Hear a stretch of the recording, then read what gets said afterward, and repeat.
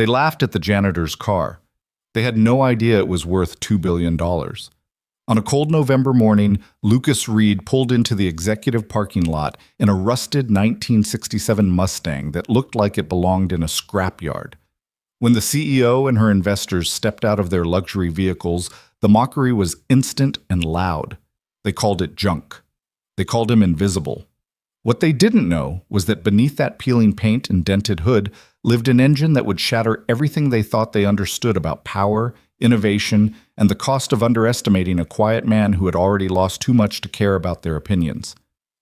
If you're ready to see how a father's love became an engineering revolution, stay with me until the end, and when you're done, hit that like button and comment what city you're watching from. I want to see how far Lucas's story travels. The fog came in thick that morning, rolling off the bay in dense gray sheets that turned the world into something uncertain and half-formed. Lucas Reed drove through it slowly, his 1967 Mustang rumbling with a sound that didn't quite match what anyone would expect from a car that looked like it had been salvaged from a junkyard and barely survived the process. The vehicle's exterior told a story of neglect. Rust bloomed along the wheel wells like some kind of automotive disease.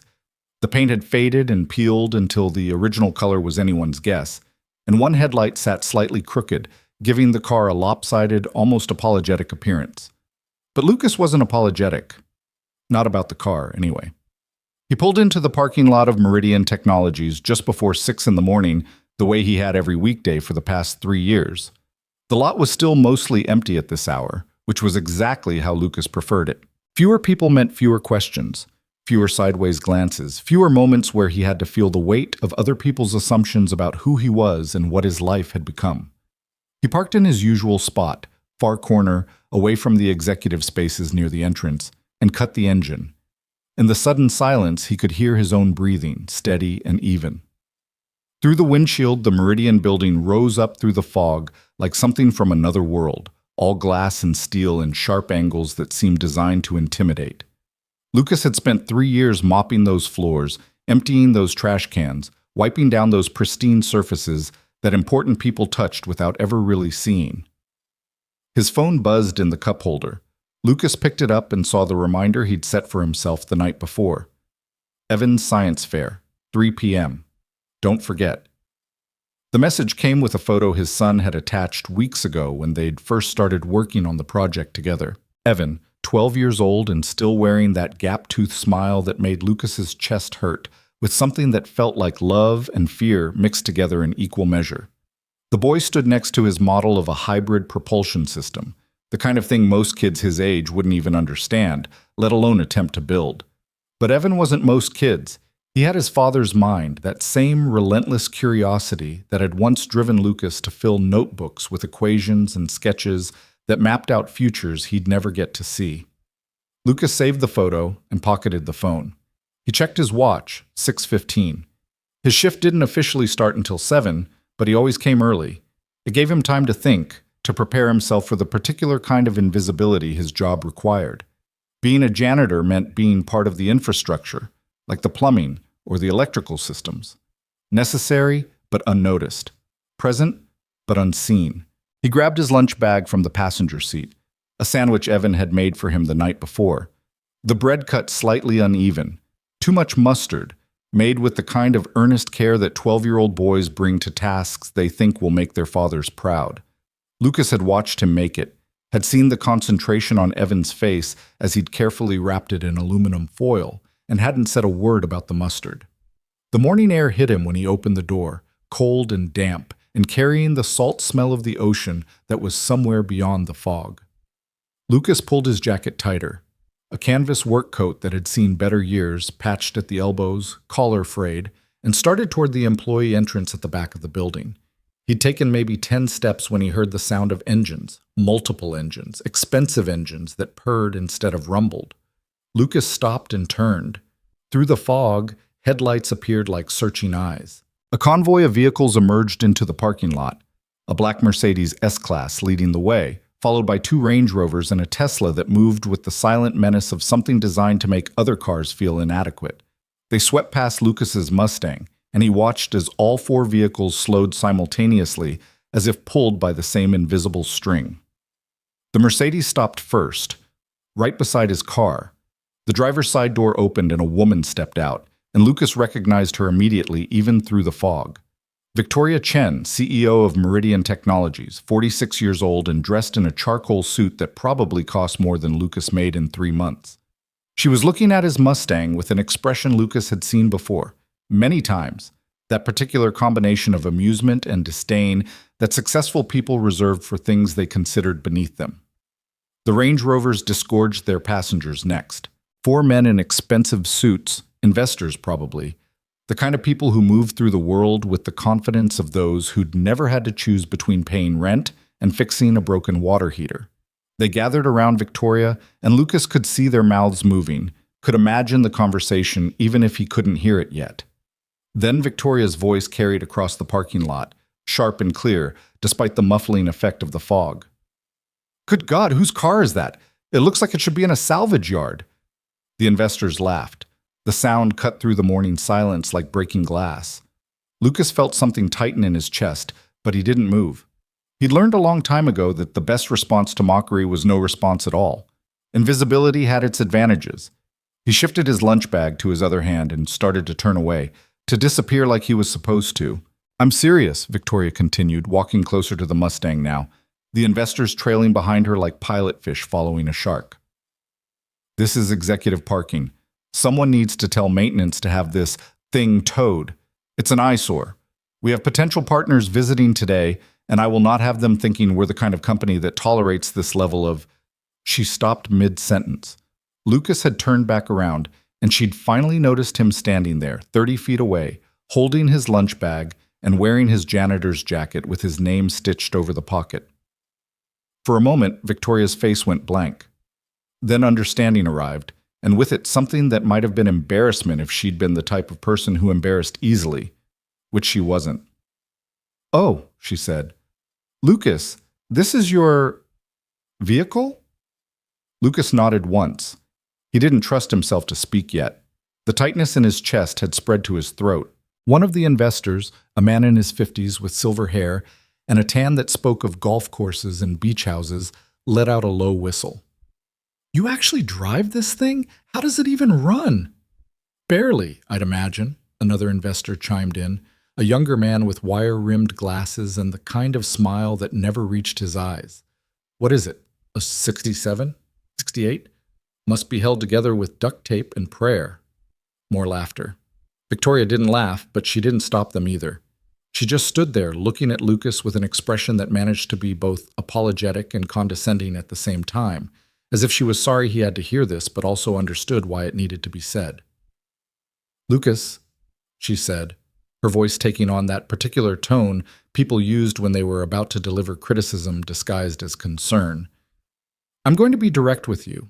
This vehicle is not appropriate for executive parking.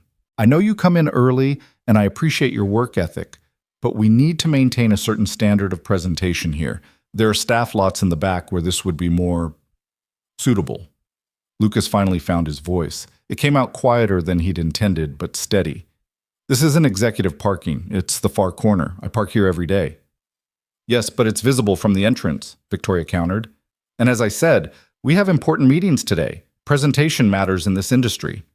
The silver-haired investor stepped closer to the Mustang, peering through the driver's side window. "Jesus, the interior's even worse. Seats are torn to hell. Dashboard's cracked. Does this thing even have air conditioning?"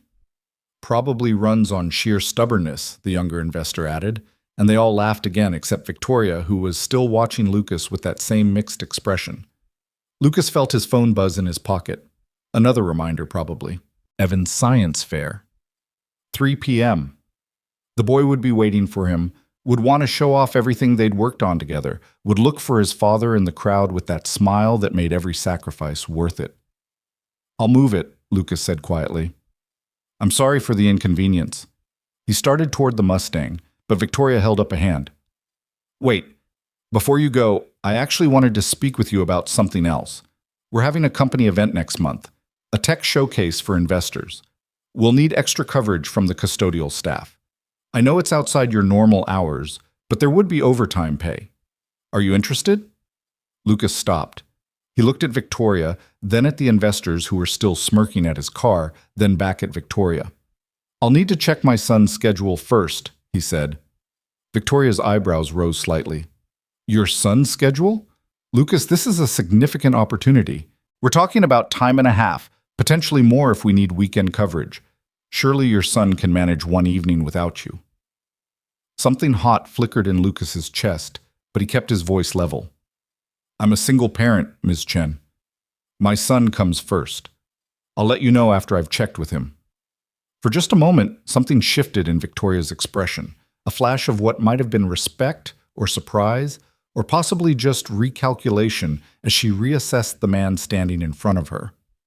Then it was gone, replaced by her usual professional mask. "Of course," she said smoothly. "Family is important. Let me know by end of week." She turned back to her investors, already moving on to the next topic, the next item on her agenda. Lucas was dismissed, invisible again. He walked to his car while they headed toward the building entrance, their voices fading into the fog. When he opened the Mustang's door, the hinges creaked with a sound that seemed louder than it should have been. He sat in the driver's seat, torn upholstery that he'd repaired with duct tape more than once, just like the investors had guessed, and put his hands on the steering wheel. They were shaking slightly. Lucas closed his eyes and took a slow breath. He thought about Evan, about the science fair project, about the hours they'd spent together in their tiny garage, working on a model that barely scratched the surface of what Lucas really understood about propulsion systems and energy efficiency. He thought about the notebooks hidden in his apartment, filled with designs and calculations that represented years of late-night work after Evan had gone to bed. He thought about choices made and paths not taken, and the particular weight of being a man whose greatest creation sat in a middle school gymnasium, waiting to be judged by teachers who wouldn't understand half of what they were looking at. Then he thought about the engine beneath the hood of this ridiculous car, this eyesore, this piece of junk that Victoria Chen and her investors had just spent 5 minutes mocking without having the slightest idea what they were actually looking at. Lucas opened his eyes. The shaking in his hands had stopped. He turned the key in the ignition, and the Mustang came to life with a sound that was nothing like what anyone would expect from a car this old, this battered, this apparently pathetic. The engine didn't roar or rumble or cough. It hummed, a deep, precise, almost musical note that spoke of perfect tolerances and flawless engineering. The whole car seemed to settle into itself, balanced and powerful and completely controlled. Lucas put his hand on the gear shift and felt the subtle vibration of machinery operating at peak efficiency. No one ever listened closely enough to hear it. No one ever looked closely enough to see past the rust and the torn seats. They saw what they expected to see, and what they expected was exactly what Lucas needed them to expect. He backed out of the parking space slowly, carefully, the way he did everything. Through the windshield, he could see Victoria and her investors disappearing into the building, already forgetting about the janitor and his embarrassing car. They had important work to do, important decisions to make, important futures to shape. And so did Lucas. He drove to the back lot where the staff parked their vehicles, 10-year-old Hondas and 20-year-old pickup trucks, and one ancient Volkswagen Beetle that belonged to Carmen from accounting. He found a space far from the building and cut the engine. In the sudden silence, he could hear the morning starting to wake up around him, birds calling through the fog. The distant sound of traffic from the highway, the hydraulic hiss of a delivery truck somewhere nearby. Lucas grabbed his lunch bag and got out. He locked the car, unnecessary probably, since no one would steal something this ugly, and started the long walk to the employee entrance. His phone buzzed again. He pulled it out and saw a text from Evan, sent 20 minutes ago while Lucas had been watching Victoria Chen and her investors laugh at his life. "Can't wait for you to see the project today, Dad. Think we'll win?" Lucas typed back with cold fingers, "Win or lose, I'm proud of you. See you at 3. The response came immediately. "Love you, Dad." Lucas stared at the words for a long moment. Then he pocketed the phone and walked into Meridian Technologies through the back entrance where the invisible people came and went, where the janitors and the maintenance staff and the security guards moved through their days unnoticed and unappreciated, doing the work that kept everything running while people like Victoria Chen took credit for the success. The break room was empty when Lucas arrived. He stored his lunch in the ancient refrigerator that wheezed and rattled, but somehow kept running, then grabbed his supply cart from the storage closet. Mop, bucket, cleaning solutions that smelled like fake pine and actual chemicals. He checked his list for the day. Executive offices on the third floor, conference rooms on the second, the lobby that would need extra attention before Victoria's investor meetings began. Lucas started pushing his cart toward the elevator, and as he did, he passed a wall of photographs celebrating Meridian's achievements. Company milestones, product launches, award ceremonies. There was Victoria shaking hands with the mayor, Victoria cutting a ribbon at a new facility, Victoria accepting an innovation award for a hybrid propulsion system that had made the company billions. Lucas stopped in front of that last photograph. He'd seen it 1,000 times, but today it looked different somehow. Sharper, more real. He stared at Victoria's smile, at the trophy in her hands, at the banner behind her that read, "Revolutionary Engine Design Transforms Industry." His phone buzzed. Not Evan this time, just a calendar reminder. Weekly maintenance check. Mustang engine. 8 p.m. tonight. Lucas silenced the notification and kept walking. The elevator arrived with a soft chime. Lucas pulled his cart inside and pressed the button for the third floor. As the doors slid closed, he caught a glimpse of his reflection in the polished metal. A tired-looking man in his mid-40s, graying at the temples, wearing a janitor's uniform that had been washed so many times the fabric had gone soft and thin. A man who looked exactly like what he was supposed to be. A man who carried no threat, posed no challenge, deserved no second glance. The elevator rose smoothly, efficiently, carrying Lucas up to the executive level where he would spend the next 8 hours making sure everything looked perfect for people who would never know his last name or ask about his weekend or wonder what he did when he went home at night to a son who believed his father could do anything. When the doors opened, Lucas stepped out into the third-floor corridor. The executive offices stretched out before him, all glass walls and expensive art and views of the city that most people would never get to see from this height. Somewhere in this building, Victoria Chen was probably in her office preparing for her important meetings, planning her important presentations, making her important decisions about the future of Meridian Technologies. And somewhere in this same building, Lucas Reed was about to mop her floor. He pulled his cart down the hallway, past offices that were just starting to fill with people who arrived at reasonable hours because their work was valued, because their contributions mattered, because someone had decided a long time ago that what they did was worth respecting. Lucas started with Victoria's office first. He always did. The door was unlocked. She hadn't arrived yet. So he let himself in and began the familiar routine. Empty the trash. Wipe down the desk. Polish the glass walls, vacuum the carpet, make everything perfect for someone who would never notice unless it wasn't. While he worked, Lucas's eyes drifted to the documents on Victoria's desk. He didn't mean to look. He'd trained himself not to see things that weren't his business. But one folder caught his attention. It was labeled Project Evergreen, Hybrid Propulsion Update. Lucas's hand stilled on the cleaning cloth. He knew he shouldn't. He knew every rule about privacy and professionalism and keeping his head down. But his hand was already reaching for the folder, already opening it, already scanning the first page of what turned out to be a technical breakdown of Meridian's flagship engine design. The design that had made Victoria Chen famous. The design that had earned Meridian billions. The design that Lucas recognized immediately because he'd drawn every line of it himself 13 years ago in a cluttered apartment while Evan slept in the next room and the world outside moved on without them. His breathing had gone shallow. Lucas forced himself to close the folder, to put it back exactly where it had been, to finish cleaning Victoria's office like nothing had happened. But his mind was racing now, pulling up memories he'd buried so deep he'd almost convinced himself they weren't real. The presentation he'd made to Meridian's board when he was still an engineer still had a future, still believed that good ideas mattered more than good timing. The rejection letter that came 3 weeks later, full of corporate language that boiled down to too risky, too innovative, too different from what we're currently doing. The quiet devastation of watching his breakthrough become someone else's footnote. And then Evan's mother leaving. The custody battle.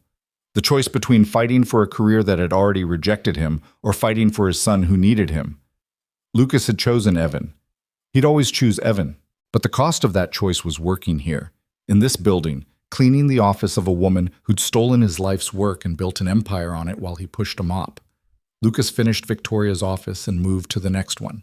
His hands worked automatically: spray, wipe, polish, move on, while his mind stayed stuck in that folder, in that design, in the particular species of injustice that came from being invisible to people who never bothered to look.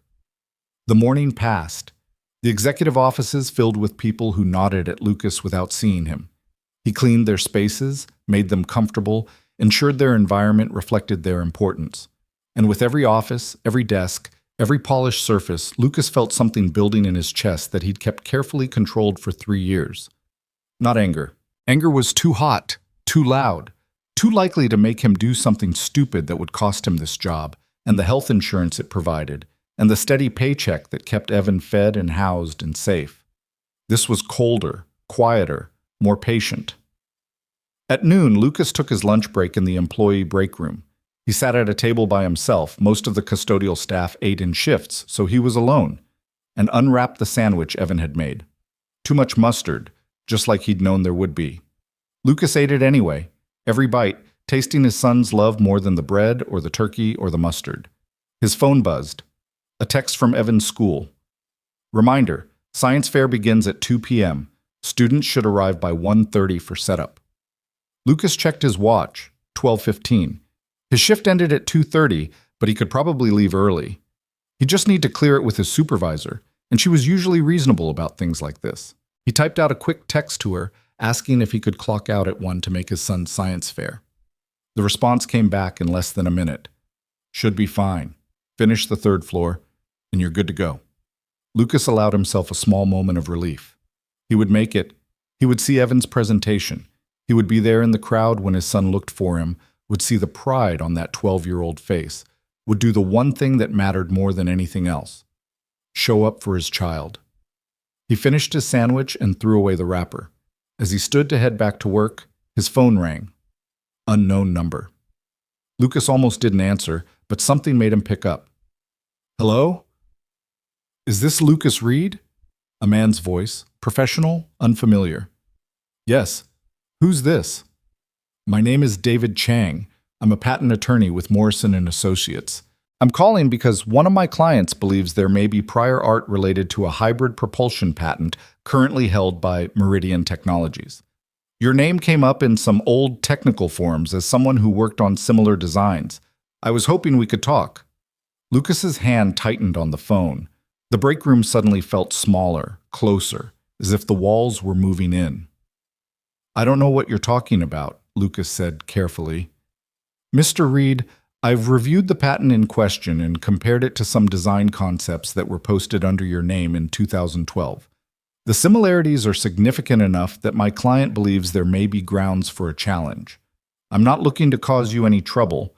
I just need to verify some dates and establish a timeline. It would only take a few minutes of your time. Lucas closed his eyes. After 13 years of silence, after 3 years of mopping floors in the building where his design had made other people rich, after countless nights of telling himself that none of it mattered as long as Evan was okay, now this. Now a lawyer calling to dig up the past and ask questions that Lucas couldn't answer without risking everything he'd carefully built.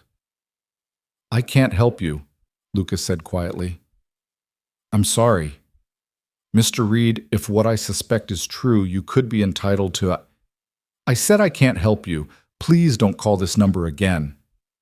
Lucas ended the call before the lawyer could respond. His hand was shaking again, just like it had in the parking lot this morning. He stared at his phone, half expecting it to ring again, but it stayed silent. After a moment, Lucas deleted the call from his history and put the phone back in his pocket. He couldn't afford lawyers, couldn't afford legal battles or patent disputes or anything that might jeopardize his job or bring attention to himself or Evan. The past needed to stay buried, no matter what it cost him. He went back to work. The 3rd floor took another hour to finish. Lucas moved through the offices methodically, his mind split between the task at hand and the lawyer's call, and Evan's science fair, and the folder on Victoria's desk that contained 13 years of theft disguised as innovation. By the time he finished, it was 1 o'clock exactly. Lucas returned his cart to the storage closet, clocked out with his supervisor, and headed to the parking lot. The fog had burned off while he worked, and the afternoon sun cut through the remaining haze in sharp, clear lines. He walked to the back lot where his Mustang sat waiting, still ugly, still rusty, still looking like exactly what Victoria Chen's investors thought it was. He got in and started the engine. That same precise hum, that same perfect note. Lucas sat for a moment with his hands on the wheel, listening to the sound of his own creation running flawlessly despite the mockery it received, despite being called junk, despite no one understanding what it really was. Then he put the car in gear and drove toward Evan's school, leaving Meridian Technologies behind him in the rear-view mirror, at least for a few hours. The science fair was exactly what he expected. A gymnasium full of folding tables, poster boards, and 12-year-olds nervously rehearsing their presentations while parents circulated with cameras and encouraging smiles. Lucas found Evan's table near the back, and when his son saw him coming, the boy's whole face lit up with a joy so pure it made Lucas's chest hurt. "Dad, you made it!" Lucas pulled Evan into a hug. "Of course I made it. Wouldn't miss it for anything." They spent the next 2 hours together, and for those 2 hours, Lucas forgot about Victoria Chen and stolen patents and mockery in parking lots. He listened to Evan explain their hybrid propulsion model, watched his son's hands move with the same gestures Lucas used when he was deep in a design problem, heard the passion in that young voice when Evan talked about energy efficiency and sustainable transportation. The judges came by eventually. They asked questions that Evan answered with confidence that came from actually understanding the material rather than just memorizing it. And when they moved on to the next table, Evan turned to Lucas with hope shining in his eyes. "Think we have a chance, Dad?" Lucas looked at the model they'd built together, at the careful craftsmanship and innovative thinking that had gone into something most people would dismiss as just another middle school project. He thought about his own designs, his own innovations, his own contributions to a world that had never given him credit. "I think," Lucas said slowly, "that win or lose, you did something extraordinary. You built something that matters, and that's worth more than any trophy." Evan's smile widened. "Thanks, Dad. And hey, when the judges asked where I got the idea, I told them you taught me. I said my dad's the smartest person I know." Lucas felt something crack open in his chest, some carefully maintained wall that kept him moving forward without looking back. He pulled his son close and held on tight. This boy who believed in him, who trusted him, who had no idea that the janitor's salary keeping their family afloat came from cleaning the offices of people who'd gotten rich off his father's genius. "Love you, kiddo," Lucas whispered. "Love you too, Dad." They stayed until the fair ended. Evan's project didn't win. The judges gave first place to a girl who designed a water filtration system. But Evan didn't seem too disappointed. He was already talking about next year's project, already spinning ideas about solar panels and battery storage and efficiency improvements. On the drive home, with Evan chattering excitedly in the passenger seat about everything he'd learned and everyone he'd talked to, Lucas felt his phone buzz. He waited until they got home to check it, waited until Evan was in his room doing homework before he looked at the screen. Another text from the unknown number. The lawyer. "Mr. Reed, I understand your hesitation, but you should know that my client is moving forward with the patent challenge regardless. If you're the original designer, your silence won't protect you. It will just ensure you get nothing while Meridian continues to profit from your work. Please reconsider. This could change your life." Lucas stared at the message for a long time. Through the thin walls of their apartment, he could hear Evan humming while he worked, that unconscious sound of a child who felt safe and loved and certain of his place in the world. Lucas deleted the message and blocked the number. Then he went to his bedroom, pulled out the notebooks he kept hidden in the back of his closet, and opened them to the pages he'd drawn 13 years ago. The hybrid propulsion system that would eventually make Meridian Technologies billions. The design that Victoria Chen claimed as her company's innovation. The engine that was worth everything except, apparently, giving credit to the man who'd actually created it. Lucas ran his fingers over the sketches, the equations, the careful notes he'd made when he'd still believed that being brilliant was enough. Then he closed the notebook and put it back in the closet. Tomorrow he would go back to Meridian. He would park his ugly car in the back lot where it wouldn't offend anyone. He would push his cart through hallways where important people made important decisions. He would clean Victoria Chen's office and empty her trash and make sure everything looked perfect for the woman who'd stolen his future. And he would do it all over again the day after that, and the day after that, because that was what being Evan's father required. The engine under the hood of his Mustang could wait. Justice could wait. Recognition could wait. His son needed dinner, and that mattered more than anything else in the world. Lucas closed the closet door and went to the kitchen to cook. The pasta water was boiling when Lucas heard Evan's footsteps padding down the hallway. His son appeared in the kitchen doorway, still wearing his school clothes, backpack sliding off one shoulder, that post-homework exhaustion evident in the way he slumped against the doorframe. "Smells good," Evan said. "Mac and cheese?" "With the breadcrumb topping you like," Lucas confirmed, stirring the pot. "How's the math homework coming?" Evan made a face. "It's fractions. I don't get why we need a common denominator when we could just use decimals for everything." Lucas smiled despite the weight that had settled on his shoulders since that morning. "Because sometimes the exact answer matters more than the convenient one. You can't express 1/3 perfectly as a decimal, but you can as a fraction." "That's what Mr. Patterson said too," Evan admitted, moving to the refrigerator to pour himself a glass of milk. "Doesn't make it less annoying, though." They fell into comfortable silence, the kind that came from years of being just the two of them against the world. Lucas drained the pasta and started mixing in the cheese sauce he'd made from scratch, because the boxed kind never tasted quite right. Evan set the table without being asked, putting out 2 plates, 2 forks, 2 napkins folded the way Lucas had taught him years ago. When they sat down to eat, Evan was quiet for the first few bites. Then he looked up at his father with that particular expression that meant he'd been thinking about something important. "Dad, can I ask you something?" "Always."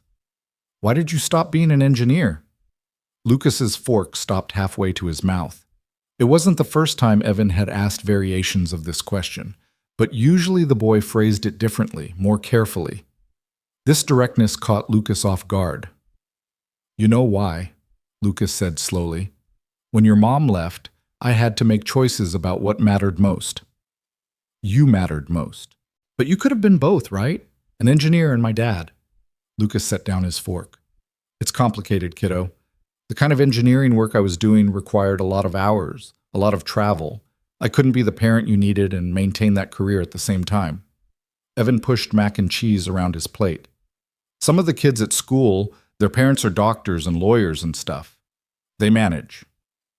Some people have help, family nearby, nannies, partners who share the load. We didn't have that. Because Mom left." "Yes." Evan was quiet for a moment. Then, "Do you miss it? Engineering?" Lucas looked at his son, 12 years old and already asking questions that cut straight to the bone. He thought about the notebooks in his closet, the designs he still worked on late at night when sleep wouldn't come. The Mustang sitting in the parking lot with an engine that represented everything he'd given up and everything he'd secretly kept alive. "Sometimes," Lucas admitted, "but I've never missed it more than I valued being your father. That's the truth, Evan. Every choice I made, I'd make again." Evan seemed to consider this. Then he nodded and went back to eating, satisfied for now. Though Lucas suspected the questions would come back in different forms as his son got older and started understanding more about sacrifice and regret and the complicated mathematics of adult life. After dinner, Evan retreated to his room to finish homework while Lucas cleaned the kitchen. The routine was soothing in its predictability. Wash the dishes, wipe the counters, put everything back in its place. Make order out of chaos, even if the order was temporary and the chaos always waiting to return. His phone rang just as he was drying the last plate. Lucas checked the screen and saw a number he recognized from Meridian's internal directory. His supervisor calling at 8 o'clock on a weeknight. That was never good. "This is Lucas." "Lucas, it's Margaret. I'm sorry to bother you at home, but we've got a situation. The 3rd floor conference room, the big one where Ms. Chen's hosting that investor dinner tomorrow, there's been a water leak from the floor above. Ceiling tiles came down, carpet soaked. We need someone to come in tonight and help with emergency cleanup, otherwise there's no way we'll be ready for tomorrow." Lucas closed his eyes. Through the wall, he could hear Evan's music playing softly in his room. "What time do you need me?" "Soon as you can get here. I know it's last minute, and I'll make sure you get overtime plus a comp day, but I'll be there in 30 minutes. You're a lifesaver, Lucas. Thank you." He ended the call and stood in his kitchen for a moment, feeling the familiar weight of obligation settling across his shoulders. Then he walked down the hall to Evan's room and knocked on the door. "Yeah?" Lucas opened the door. Evan was at his desk, math book open, pencil moving across paper with the careful precision of a boy who actually cared about getting the answers right. "I have to go back to work," Lucas said.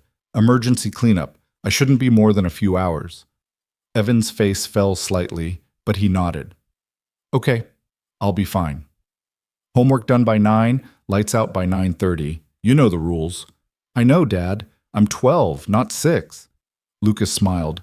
"Text me if you need anything. And Evan, lock the door behind me." "I will." 20 minutes later, Lucas was pulling into Meridian's parking lot for the second time that day. The building looked different at night, lit from within like some kind of technological cathedral, all those glass walls glowing against the dark sky. Only a few cars remained in the lot. Margaret's ancient Honda, a BMW that probably belonged to one of the executives working late, and now Lucas's Mustang, ugly and out of place even in the darkness. He parked in the back lot out of habit and made his way to the employee entrance. Margaret was waiting for him in the break room, already dressed in work clothes, her gray hair pulled back in a practical ponytail. She looked tired in the way that people who'd been doing the same job for 20 years always look tired. Not exhausted exactly, but worn down by the steady accumulation of small indignities and thankless tasks. "Lucas, thank God. Come on, I'll show you the damage." They took the service elevator to the 3rd floor. Margaret filled him in on the details as they rose. A burst pipe in a 4th-floor bathroom, water running for who knew how long before someone noticed. The whole mess cascading down into the conference room that Victoria Chen needed perfect by tomorrow afternoon. "How bad is it?" Lucas asked. "Bad enough that I called you. I've got 2 other guys coming in around 10, but I wanted to get started on the extraction before the water soaks in any deeper." The elevator doors opened onto the 3rd floor, and Margaret led him down the hallway Lucas had mopped just hours earlier. As they approached the conference room, he could hear the steady drip of water and smell that particular damp odor that meant real damage, not just surface mess. Margaret pushed open the conference room door, and Lucas saw the extent of the problem. Water covered half the carpet, pooling in the low spots.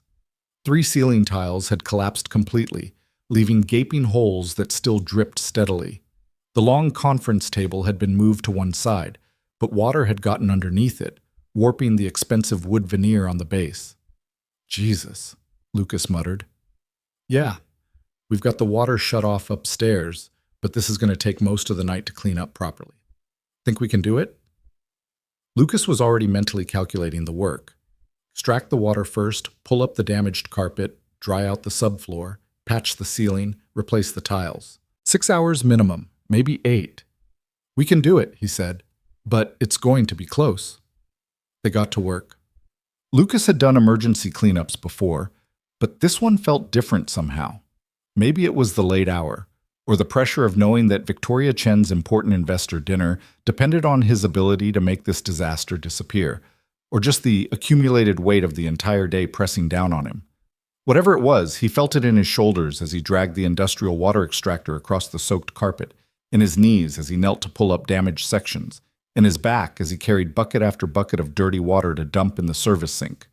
Margaret worked beside him without complaint, and when the other 2 janitors arrived at 10, the 4 of them formed an efficient team that moved through the space with practiced coordination. Nobody talked much, there wasn't energy for conversation when the work demanded everything, but there was a kind of solidarity in the shared effort, a recognition that they were the people who made everything work even when everything was falling apart.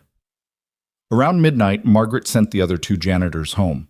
The worst of the water was gone, and what remained was detailed work that didn't require 4 sets of hands. She and Lucas kept going, patching ceiling tiles, shampooing the sections of carpet that could be saved, setting up industrial fans to dry everything out. "You didn't have to stay," Lucas told Margaret around 1 in the morning. "I can finish the rest." "I know," she said, running a damp cloth over the conference table to remove water spots. "But we're a team. Besides, my husband's working night shift at the hospital. House is empty anyway." They worked in silence for a while longer. Then Margaret paused and looked at Lucas with an expression he couldn't quite read. "Can I ask you something? And you don't have to answer if you don't want to."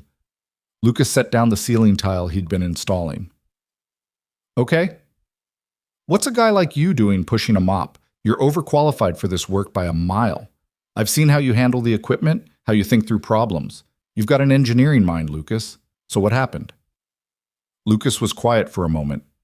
Outside the conference room windows, the city stretched away in patterns of light and darkness. 1,000,000 people living their lives without any idea that 4 floors below them, 2 janitors were saving Victoria Chen's investor dinner. I made choices, Lucas said finally, and those choices led me here. That's all. Margaret nodded, accepting the non-answer. Well, for what it's worth, you're the best janitor I've ever supervised, and I've been doing this job for 23 years, so that means something. Thanks, Margaret. Don't thank me, just stating facts. She went back to wiping down the table. You know what kills me about this job? Not the hours, not the work itself. It's the invisibility. We keep this whole place running, and nobody sees us. We're here before they arrive, gone after they leave. We fix their messes, clean their spaces, make sure everything works, and they walk right past us like we're furniture. Lucas thought about Victoria Chen that morning, about the investors laughing at his car, about the folder on her desk containing his stolen design. Some people only see what they're looking for, he said quietly, and they're not looking for us. That's the truth right there. Margaret straightened up, surveying the conference room with a critical eye. I think we're done. It's not perfect, but it'll pass inspection. Nobody's going to know there was a disaster here 6 hours ago. Lucas looked around the space. She was right. The ceiling was patched. The carpet was drying evenly under the fans. The water stains were gone. The furniture was back in place. By tomorrow afternoon, Victoria Chen would walk in here with her investors and never know that her event had been saved by 2 janitors working through the night. Good work, he said to Margaret. You too. Now go home and get some sleep. You look exhausted. Lucas checked his watch, 1:45 in the morning.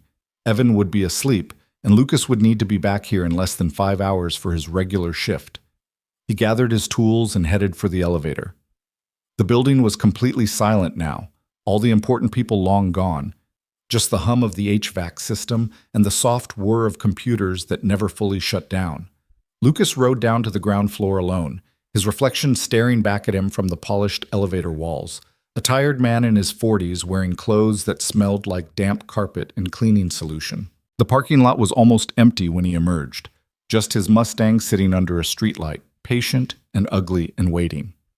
Lucas walked toward it slowly, his body aching in ways that reminded him he wasn't 25 anymore, that physical labor took a different toll in your 40s than it did when you were young. He was halfway to the car when he heard voices. Lucas stopped, looked around, saw 2 figures standing near the executive entrance, silhouetted against the building's lobby lights. He recognized one of them immediately.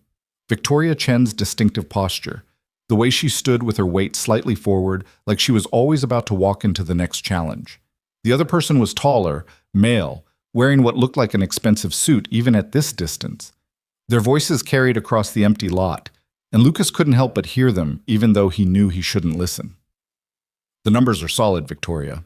You present tomorrow, and we'll have the financing locked down by end of week.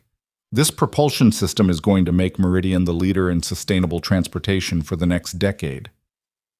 That was the tall man. His voice had the confidence of someone who'd never been told no, never had to choose between his career and his child, never cleaned a floor in his life.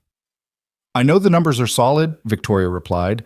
I ran the analysis myself, but we need to be prepared for questions about development timeline.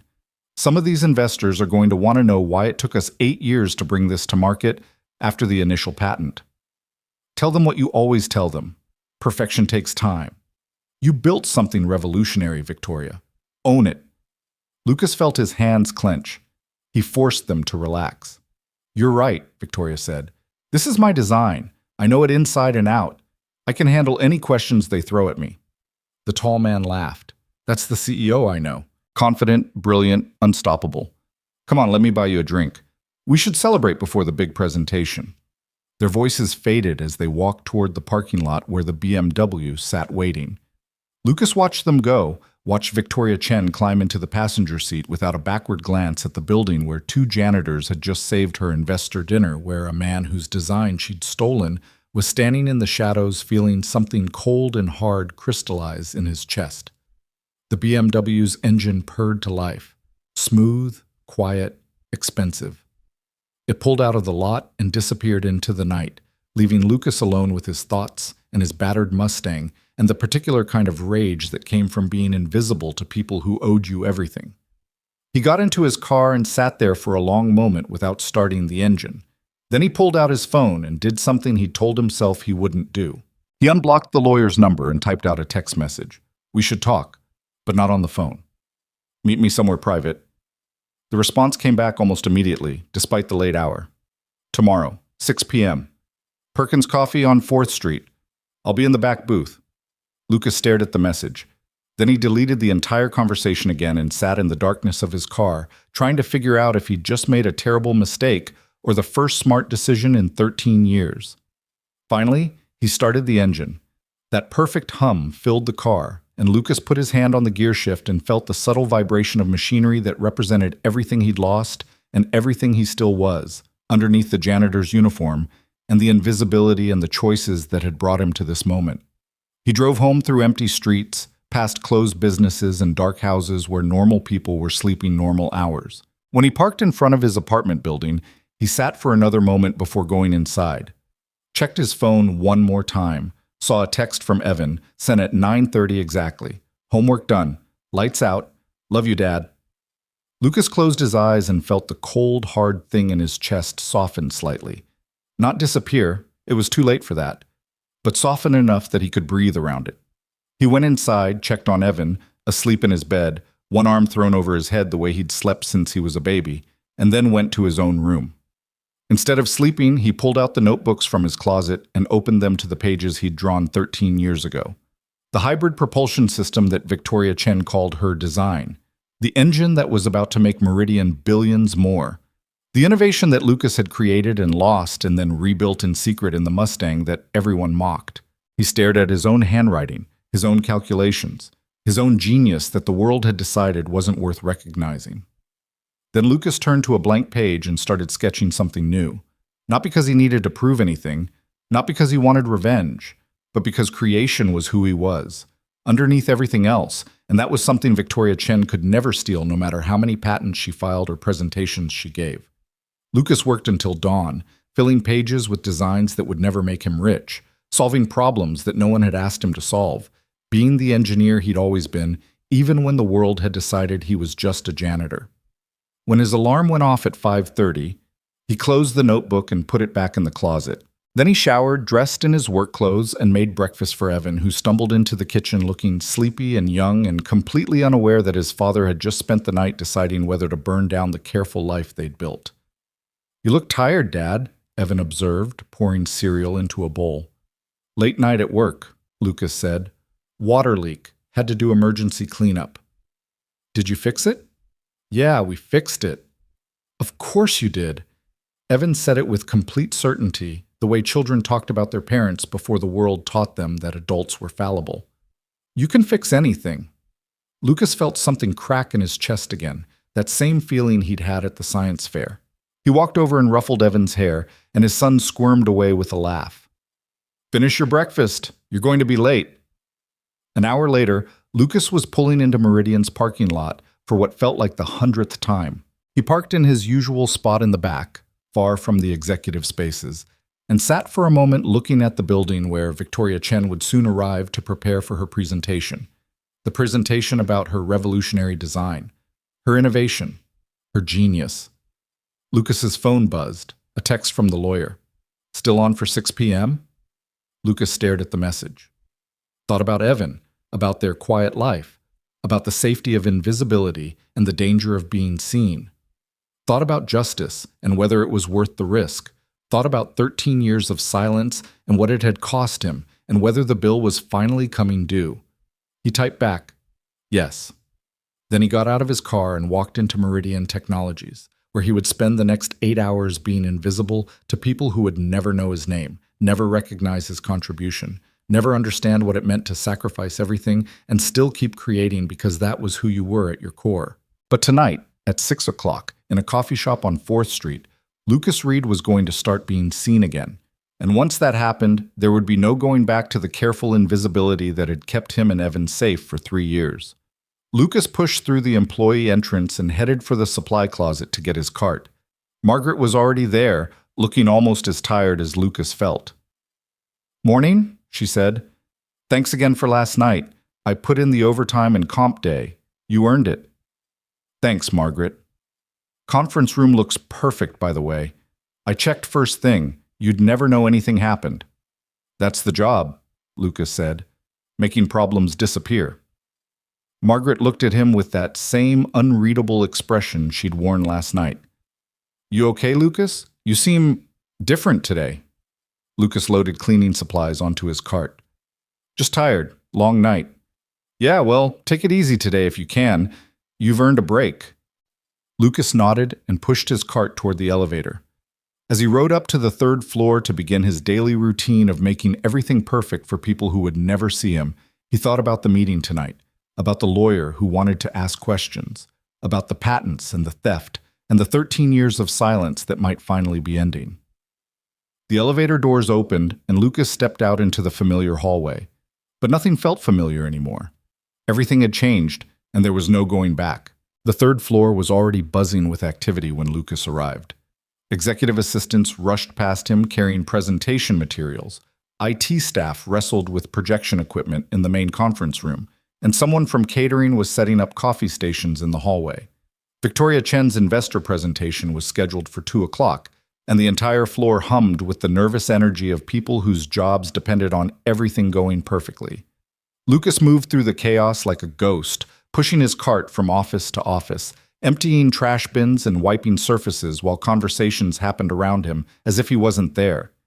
He'd become so good at invisibility that sometimes he forgot he was doing it, forgot that the way people's eyes slid past him was a skill he deliberately cultivated rather than some natural law of the universe.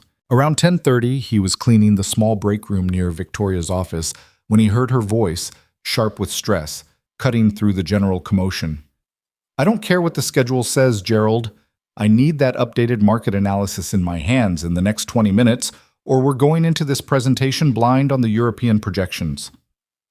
"Ms. Chen, the team is working as fast as they can, but then they need to work faster. This is a $2 billion deal we're talking about. Fast isn't good enough. Perfect is the minimum acceptable standard." Lucas kept his head down, spraying cleaner on the already clean countertop and wiping it in slow, methodical circles. Through the doorway, he could see Victoria pacing in her office, phone pressed to her ear, that same forward-leaning posture that made her look like she was perpetually charging into battle. She was wearing a charcoal suit that probably cost what Lucas made in 2 months. Her hair pulled back in a style that looked effortless, but had probably taken professional assistance to achieve. Everything about her screamed competence, control, success. Looking at her, you'd never guess that the foundation of her empire had been built on someone else's stolen work. Lucas finished the break room and moved on. The morning crawled past in its usual way, offices cleaned, surfaces polished, trash removed, the physical evidence of important work disposed of so that new important work could begin. He saw Victoria 3 more times before lunch, always in motion, always on her phone, or issuing instructions or reviewing documents with that intense focus that had made her a celebrated CEO. Not once did she look at him. Not once did her gaze register his presence in any meaningful way. Lucas had cleaned her office, emptied her trash, walked past her in hallways at least 1,000 times over 3 years, and he doubted she could describe what he looked like if someone asked. At noon, Lucas took his lunch break in the back parking lot, sitting in his Mustang with a sandwich he'd thrown together that morning while Evan ate breakfast. The car smelled like old upholstery and the faint ghost of his father's cologne, a scent Lucas had long since stopped consciously noticing, but that still lived somewhere in the fabric and the vinyl, refusing to fade completely. He pulled out his phone and stared at the lawyer's last text. "Still on for 6 p.m.? Lucas had confirmed, had committed himself to a path that terrified him for reasons he couldn't fully articulate. It wasn't just about the risk to his job or the potential complications. It was about something deeper, about spending 13 years telling himself that none of it mattered, that he'd made peace with the theft, that being Evan's father was worth more than any recognition or justice. Meeting with the lawyer meant admitting that maybe he hadn't made peace after all. Maybe the wound was still open, still bleeding, still demanding attention he'd been too afraid to give it. Lucas was halfway through his sandwich when his phone rang. Evan's school. His heart jumped immediately into emergency mode. The instinct of every single parent who knew that unexpected calls during school hours rarely meant good news. "This is Lucas Reed." "Mr. Reed, this is Principal Morrison. Everything's fine, but I wanted to let you know that Evan's teacher recommended him for the district science competition based on his project from yesterday's fair. It's a significant honor, and it comes with a college scholarship opportunity if he places in the top 3. Lucas felt tension drain from his shoulders. "That's wonderful. When is it?" 2 weeks from tomorrow, Saturday afternoon at the convention center. I'm emailing you the details now. Evan will need to refine his presentation and prepare for more advanced questioning from the judges, but Mrs. Patterson thinks he's more than capable." "He is," Lucas said quietly. "Thank you for letting me know." "Of course. And Mr. Reed, I've taught a lot of students over the years. Your son is special. Whatever you're doing as a parent, keep doing it." The call ended, and Lucas sat in his car feeling a complicated mix of pride and fear. Pride, because Evan was brilliant and hardworking and deserved every opportunity. Fear, because opportunities came with expectations, and expectations came with the possibility of disappointment, and Lucas knew too well what it felt like to have your best efforts dismissed as not quite good enough. He finished his sandwich and headed back inside. The afternoon shift passed in the same blur as the morning, cleaning, moving, being present but unseen while other people prepared for their important moment. Around 1:30, Lucas was vacuuming the executive conference room one final time when Margaret stuck her head in the door. "Looking good, Lucas. I think we're ready. Ms. Chen's presentation starts in 30 minutes. "Everything should be perfect," Lucas said, surveying the space they'd rescued from disaster less than 24 hours earlier. The carpet showed no trace of water damage. The ceiling tiles sat flush and clean. The conference table gleamed under the overhead lights. You'd never know that at 2 in the morning, this room had been a waterlogged mess. "Thanks to you," Margaret said. "Now get out of here before the investors start arriving. Ms. Chen wants all service staff clear of the floor during the presentation." Lucas nodded and wheeled his vacuum toward the service elevator. As he waited for it to arrive, he could hear voices approaching from the main hallway. Investors arriving early, probably, eager to see what innovation Victoria Chen was about to unveil.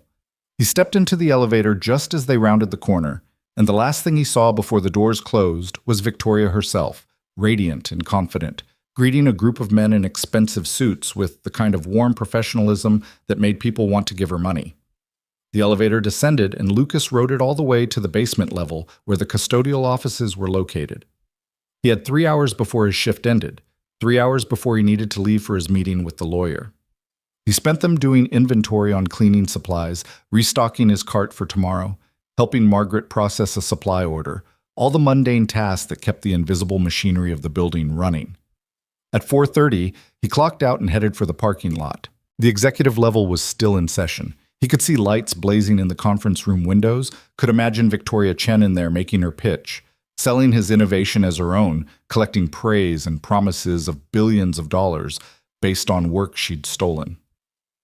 Lucas got into his Mustang and sat with his hands on the steering wheel, not starting the engine yet.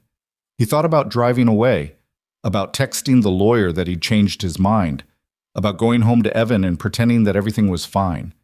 The safe choice. The invisible choice. The choice that would keep his life exactly as it had been for 3 years. Instead, he turned the key. The engine came alive with that perfect hum, and Lucas pulled out of the parking lot. He had 90 minutes before his meeting with the lawyer. He drove aimlessly for a while, through neighborhoods he barely saw, past storefronts and parks, and all the ordinary pieces of a city going about its afternoon business. Eventually, he found himself pulling into the parking lot of Evan's school, even though he knew his son had left hours ago to go to his friend Marcus's house for the afternoon. Lucas parked near the playground and watched kids who weren't Evan running and climbing and laughing with the unself-conscious joy that came before life got complicated. He remembered Evan at that age, before his mother left, Before Lucas had to choose between engineering and fatherhood, back when the future still felt wide open and full of possibilities that didn't require sacrifice. His phone buzzed. A text from Evan. "Marcus's mom is ordering pizza. Can I stay for dinner?" Lucas smiled and typed back, "Sure. Home by 8. Love you." "Love you too, Dad." So Lucas had the evening to himself. No dinner to cook, no homework to supervise, nothing to anchor him to the routines that normally kept him from thinking too hard about the life he might have had. Just him in a meeting with a lawyer who wanted to ask questions about the past Lucas had spent 13 years burying. At 5:45, Lucas pulled into the parking lot of Perkins Coffee on 4th Street. The place was half full with the after-work crowd. People in business casual getting their caffeine fix before heading home. A few students with laptops camped out in corners. The usual ambient noise of a coffee shop trying to be all things to all people. Lucas ordered black coffee he didn't want and carried it to the back booth where a man in his 30s sat with a leather portfolio and an expression that tried for friendly but landed somewhere closer to calculating. "Lucas Reed? That's me?" "David Chang, thanks for meeting me." The lawyer stood and extended his hand. Lucas shook it, noting the firm grip and the expensive watch and the general air of someone who'd gone to good schools and knew how to leverage that into a comfortable life. They sat across from each other and David pulled a legal pad from his portfolio. "I want to start by saying I understand this must be difficult. My client, and I can't share their identity yet, has spent considerable resources investigating the origins of Meridian's hybrid propulsion patent. Your name kept coming up in old technical forums, design communities, places where engineers used to share concepts before everything went behind corporate firewalls." Lucas wrapped his hands around his coffee cup. "Why does your client care? The patent's been active for years. What's the point of challenging it now?" "Because the technology is about to go mainstream. Meridian's presentation today to investors, actually. They're seeking $2 billion in additional financing to scale production. My client believes that money is being raised on fraudulent grounds, specifically that the core innovation isn't Meridian's to claim." "And you think I'm the real inventor?" David leaned forward slightly. "I don't think, Mr. Reed, I know. I've seen the posts you made in 2011 and 2012 under your real name before you went silent. The conceptual framework for that hybrid propulsion system is clearly yours. The question is why you never pursued it, and why you're working as a janitor instead of claiming what's rightfully yours." Lucas was quiet for a long moment. Around them, the coffee shop hummed with conversation and the hiss of espresso machines and all the ordinary sounds of people living ordinary lives. He thought about Evan, about the choices he'd made, about whether this lawyer could possibly understand what it meant to love someone more than your own ambition. "I had a son," Lucas said finally. "His mother left when he was 9 months old. I had custody, no family support, no safety net. The engineering work I was doing required 60, 70-hour weeks. I couldn't do both, be the father Evan needed and maintain that career. So I chose him." "That's admirable," David said, and he sounded like he meant it. "But it doesn't explain why Meridian has a patent on your design. I presented it to them before everything fell apart. I was working freelance doing consultation for their research division. I brought them a hybrid propulsion concept I'd been developing. They said it was too risky, too different from their current direction, rejected it formally." Lucas's hands tightened on the coffee cup. 3 years later, after I'd already left engineering behind, they filed a patent on a system that was 90% identical to what I'd shown them.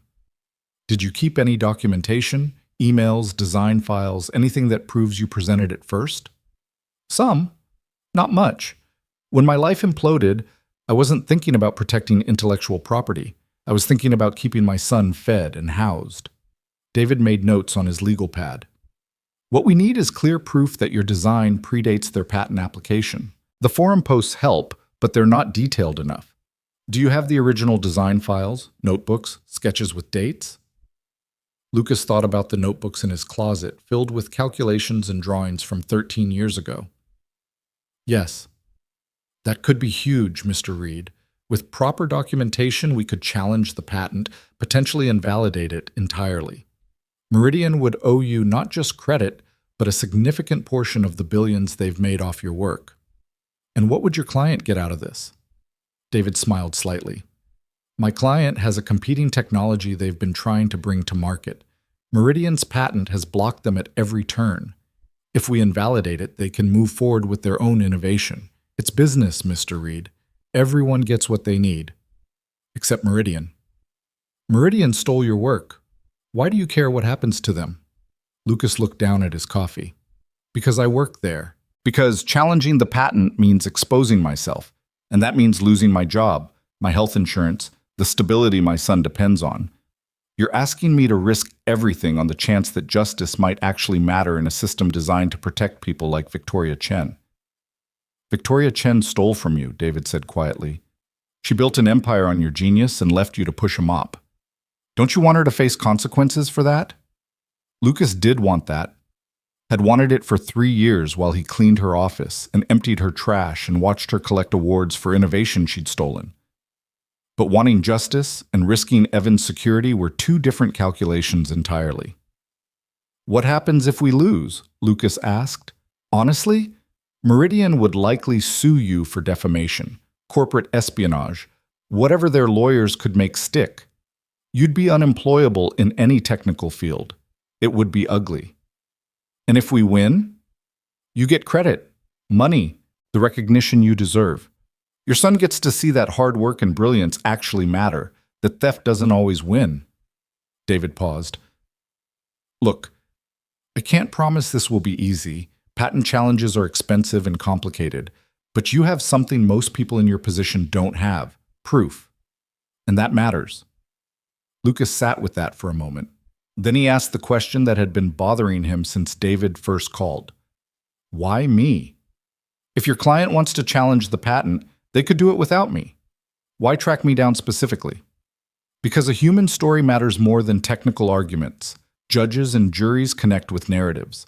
A single father who sacrificed his career for his son, who watched someone steal his life's work while he struggled to survive, that's compelling. That changes minds. You want to use me. I want to help you get what's yours. If that also helps my client, then everyone wins except the people who deserve to lose. Lucas's phone buzzed. A text from Evan with a photo attached. His son and Marcus making silly faces over pizza, both boys grinning like the world was simple and good and full of nothing but possibility. I need to think about it, Lucas said. Of course. But Mr. Reed, I should tell you, Meridian's presentation today was apparently very successful. If they secure that $2 billion in financing, the window for challenging the patent gets a lot narrower. Success breeds protection. The bigger they get, the harder they are to fight. David pulled a business card from his portfolio and slid it across the table. Take your time, but not too much time. Sometimes justice has an expiration date. Lucas pocketed the card and stood. They shook hands again, and Lucas left the coffee shop feeling like he'd just stepped off solid ground into water where he couldn't see the bottom. He sat in his Mustang for a long time, not starting the engine, just thinking about choices and consequences and whether 13 years of silence had been noble sacrifice or just cowardice dressed up in parental devotion. Finally, he drove home. Evan was still at Marcus's house, so the apartment was empty and quiet. Lucas went to his bedroom and pulled out the notebooks. He spread them across his bed. Years of designs, calculations, innovations that he'd created late at night while the world slept and his son dreamed in the next room. Every page was dated. Every sketch was signed. The evidence David Chang needed sat right there in blue ink and graphite, waiting for Lucas to decide if justice was worth the risk. He was still staring at the notebooks when his phone rang. Unknown number. Lucas almost didn't answer, but something made him pick up. Mr. Reed? This is Janet Keller from Channel 7 News. I understand you may have information about Meridian Technologies and their proprietary hybrid propulsion system. I'd love to talk to you about it. Lucas's blood went cold. How did you get this number? A source reached out to us suggesting we look into the origins of Meridian's patent. Your name came up. I'm just following leads, Mr. Reed. If there's a story here about corporate theft of intellectual property, the public has a right to know. I have nothing to say. Are you sure?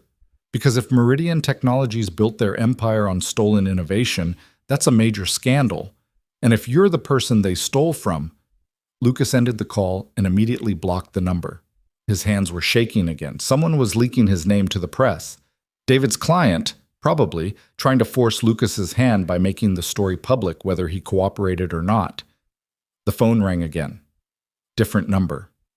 Lucas didn't answer. It rang a third time, fourth, fifth. He turned it off completely and sat in his bedroom surrounded by notebooks that suddenly felt like evidence in a crime he hadn't committed but would be punished for anyway. This was spinning out of control. Whatever David Chang had set in motion by investigating the patent was gaining momentum now, rolling downhill toward an outcome Lucas could no longer predict or control. The question was whether he got ahead of it or got crushed by it. At 7:45, Evan came home full of stories about Marcus and pizza and some video game they'd played. Lucas listened with half his attention, while the other half ran calculations on risk and reward and the probability of various catastrophic outcomes. "Dad, you okay? You seem weird." Lucas focused on his son. "Just tired. Long day." "You're always tired lately." Evan's face showed concern that made him look older than 12. "Is everything okay at work?" "Everything's fine, kiddo. I promise." Evan studied him for another moment, then seemed to accept it. "Okay. Hey, did you hear about the district competition? Principal Morrison called. I'm really proud of you, Evan." "Think I can win?" Lucas looked at his son, at that hopeful face, at the brilliance and potential that deserved every opportunity the world could offer.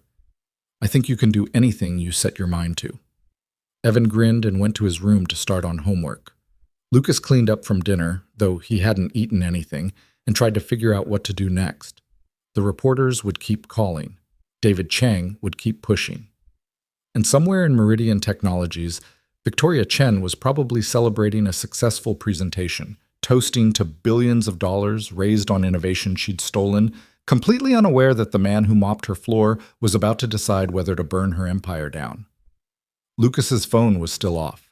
He turned it back on and saw 17 missed calls, 12 from numbers he didn't recognize, 5 from David Chang. There was also a text from an unknown number that made his stomach drop. "Mr. Reed, this is Victoria Chen. We need to talk. Tomorrow morning, 7 a.m., my office.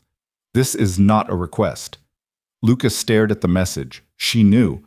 Somehow, she already knew that someone was questioning the patent, and she'd connected it to him. The invisibility that had protected him for 3 years had shattered in less than 12 hours. He didn't sleep that night, just lay in bed staring at the ceiling, listening to Evan's soft breathing through the thin walls, trying to figure out how everything had gone from carefully controlled to complete chaos in a single day. At some point, his mind must have shut down from exhaustion because he woke with a start at 5 a.m. to the sound of his alarm, feeling like he'd been hit by a truck. Lucas got ready for work on autopilot, made breakfast for Evan, drove to Meridian in the pre-dawn darkness, parked in his usual spot in the back lot, and sat there for 10 minutes, gathering courage for whatever was about to happen. At 6:55, he walked into the building through the employee entrance, took the elevator to the 3rd floor, walked past offices that were still dark and empty toward Victoria Chen's corner suite where lights already blazed. Her door was open. She sat behind her desk in the same charcoal suit from yesterday, looking like she hadn't slept either. When Lucas appeared in the doorway, she gestured to the chair across from her without preamble. "Close the door and sit down, Lucas." He did. Victoria stared at him for a long moment, and for the first time in 3 years, Lucas felt actually seen by her, not as furniture or background or invisible infrastructure, but as a person she needed to account for. "I'm going to be very direct with you," she said finally. "A patent attorney contacted me yesterday evening asking questions about the development timeline for our hybrid propulsion system. He specifically mentioned your name in connection with prior art. So I did some research, pulled some very old files, and I found your original presentation from 2012. Lucas's pulse hammered in his ears. "The presentation we rejected," Victoria continued. "The one we told you was too risky, too different from our direction, except apparently someone in research didn't think it was too risky at all. They took your concepts, developed them internally, and 3 years later we filed a patent that She stopped, took a breath. "That I genuinely believed was our internal innovation. I signed off on that patent in good faith, Lucas. I had no idea it originated outside the company." You're saying you didn't know it was stolen. I'm saying someone stole from both of us. You lost credit for your work. I became the face of something I didn't create. Neither of us is innocent in this, but neither of us is the villain either. Lucas wanted to believe her. But 13 years of bitterness didn't evaporate just because Victoria Chen looked tired and used the word we. Why am I here? He asked. Because this patent challenge is going to happen whether we want it or not. The lawyer who contacted me said his client is moving forward regardless. And when it does, this all becomes public. Your name, my name, Meridian's reputation, everything gets dragged through a very ugly, very expensive legal battle. She leaned forward. Or we settle it now before it gets there. I give you credit, back pay for the value you created, a position in the company that actually reflects your capabilities. In exchange, you help us demonstrate to the patent office that we're correcting a mistake rather than committing fraud. You want me to save you? I want us to save each other. You think I don't know what people will say when this goes public? That I'm incompetent? That I didn't do my due diligence? That I built my reputation on someone else's work?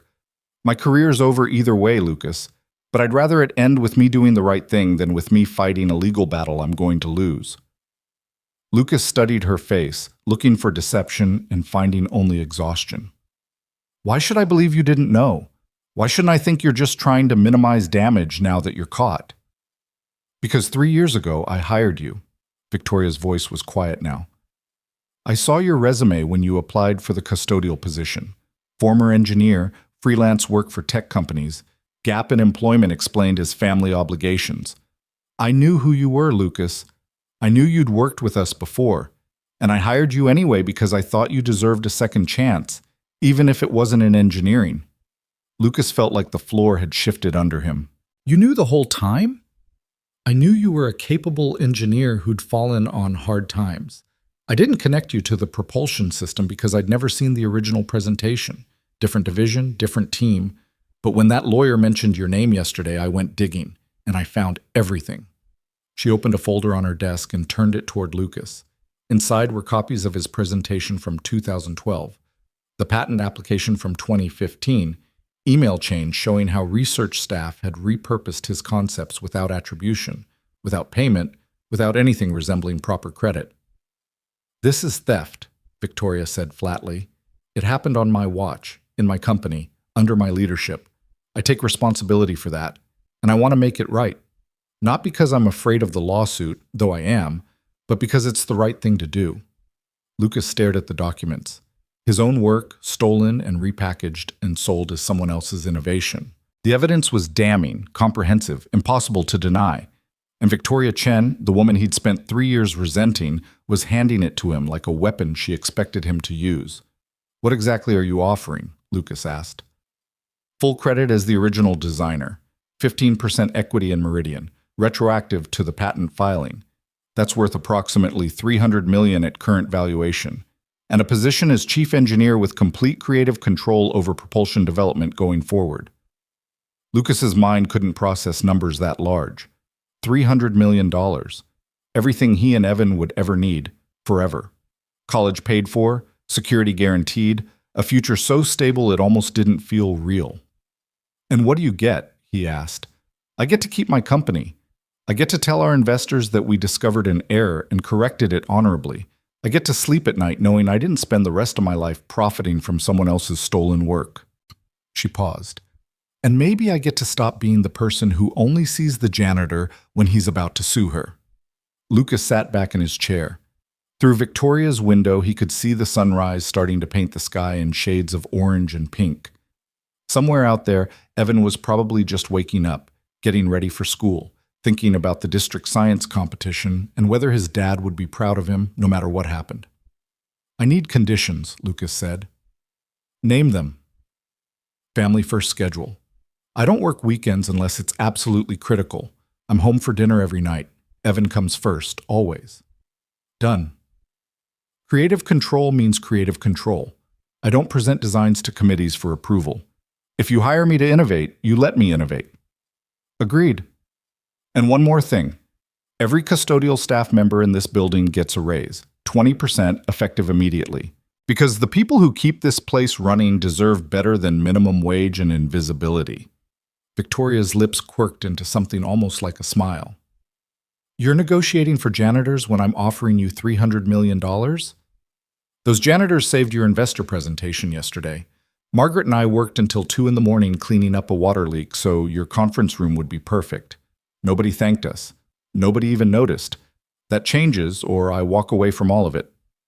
Victoria was quiet for a moment. Then she nodded. 20% raise for custodial staff, and I'll thank them personally. You have my word. She extended her hand across the desk. Lucas looked at it, the hand of a woman who'd stolen his work, who'd benefited from his silence, who was now offering him everything he'd lost and more. He thought about David Chang and his client who wanted to use Lucas's story as a weapon. He thought about the reporters who would tear into this scandal whether Lucas participated or not. He thought about justice and revenge and the complicated mathematics of what people actually deserved. Then he thought about Evan, about providing security and stability and a future where his son never had to choose between dreams and survival the way Lucas had. Lucas reached across the desk and shook Victoria's hand.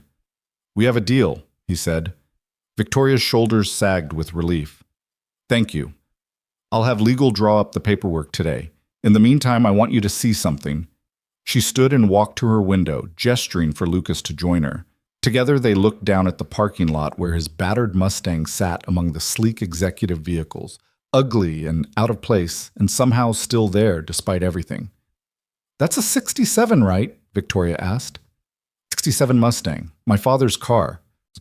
Does it run as badly as it looks?" Lucas felt something crack open in his chest. Not the painful kind of breaking, but the kind that let light in after years of darkness. "Actually," he said quietly, "it runs better than anything else in this parking lot, including your Mercedes." Victoria looked at him with raised eyebrows. "That's a bold claim." "It's a true one. That car has the prototype of your hybrid propulsion system under the hood. I've been testing it for 5 years. Every innovation your engineers have been trying to achieve in the lab, I did in my garage." "You're serious?" "Completely." Victoria stared at him for a long moment.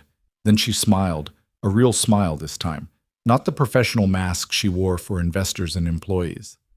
"Lucas Reed, I think you and I are going to do great work together. But first, you're going to show me that engine." They left her office and walked through the building that was just starting to wake up.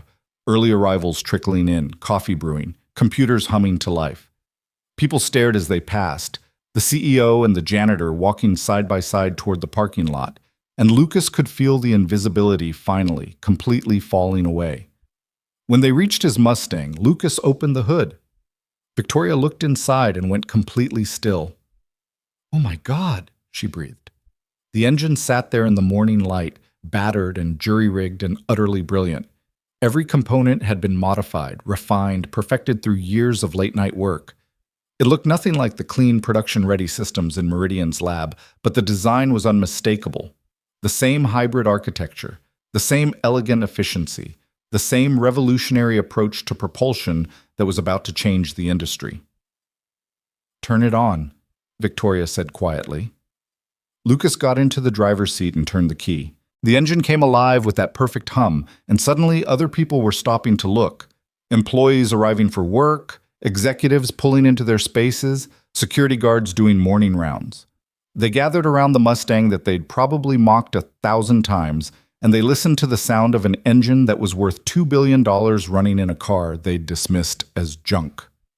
Victoria stood with her hand on the hood, feeling the vibration of perfected machinery, and when she looked up at Lucas, there was something like wonder in her eyes. "This changes everything," she said. "Everything." Lucas turned off the engine and got out. The crowd had grown, 20 people now, maybe more, all of them staring at his car with new understanding. He saw Margaret in the crowd, her face showing complete shock. Saw some of the executives from yesterday's investor meeting. Saw the security guard who'd worked at Meridian longer than Lucas had been alive. And standing at the edge of the crowd, having just arrived for school drop-off early because of a project he needed to work on in the library, was Evan. His son stood there holding his backpack, staring at his father with wide eyes, clearly trying to understand what was happening, why everyone was gathered around their car, why the CEO was shaking Dad's hand like they were equals. Lucas met his son's eyes across the parking lot and smiled. Then he walked over and pulled Evan into a hug. "Dad?" Evan whispered. "What's going on?" "Something that should have happened a long time ago," Lucas said quietly. "I'll explain everything later. But kiddo, that science project we worked on together? It just became a lot more important than either of us realized." Evan looked past his father at the crowd, at Victoria Chen examining their car, at the impossible scene unfolding in the parking lot. "Did we win, Dad?" Lucas thought about 13 years of silence, 3 years of invisibility, a lifetime of choosing his son over his ambition and never once regretting it. He thought about justice finally arriving, not because he demanded it, but because sometimes the truth was too big to stay buried forever. "Yeah," Lucas said, pulling his son close. "We won." The crowd in the parking lot slowly dispersed as people realized they'd be late for work if they kept staring at the janitor's car. But Lucas could feel the shift in how they looked at him now. Not through him, not past him, but at him. Actually seeing him for the first time in 3 years. It was disorienting, like suddenly becoming visible after spending so long as a ghost. Evan was still holding on to his backpack straps, his knuckles white with tension. "Dad, I'm confused. What just happened?" Lucas knelt down to his son's level, aware that Victoria was giving them space but still close enough to hear. "Remember how we talked about the engine in our car? How I told you I'd built it myself?" "Yeah. You said it was like a hobby project." "It was more than that. It was actually something I designed a long time ago, before you were born. And the company where I worked as a janitor, they used that design without giving me credit for it. Ms. Chen just found out about it and she's making it right." Evan's eyes went wide. "They stole from you?" "It's complicated, but yes, essentially." "That's not fair." Evan's voice had that edge of righteous anger that 12-year-olds brought to injustice, that certainty that wrong should be punished and right should win. "You should sue them or something." Victoria stepped forward then, and Lucas stood up. She looked at Evan with an expression that was hard to read, part guilt, part respect, part something else Lucas couldn't quite identify. "Your father is an extraordinarily talented man," she said to Evan. "And you're right. What happened to him wasn't fair. But sometimes fixing unfairness doesn't require lawsuits. Sometimes it just requires people admitting they were wrong and making it right." Evan studied her with the same intensity he brought to science problems. "Are you making it right?" "I'm trying to. Your dad and I have an agreement. He's going to come work for me as chief engineer, and we're going to make sure everyone knows that the technology we've been building came from his brilliant mind." "So Dad's not going to be a janitor anymore?" "Not unless he wants to be," Victoria said with a slight smile. "Though I suspect he's got better things to do with his time." Evan turned to Lucas. "Does this mean we're rich?" Lucas felt his face flush. "We're going to be okay financially, yes. Very okay. But that's not what matters most about this, Evan. What matters is that the truth came out, that integrity matters, that doing the right thing, even when it's hard, eventually gets recognized. And that your father," Victoria added quietly, "chose you over everything else. That matters too." Lucas met her eyes and saw genuine respect there. Whatever else happened, whatever complications arose from this deal they'd struck, at least Victoria understood what his choices had cost him. "I should get you to school," Lucas said to Evan. "You've got that library project to work on.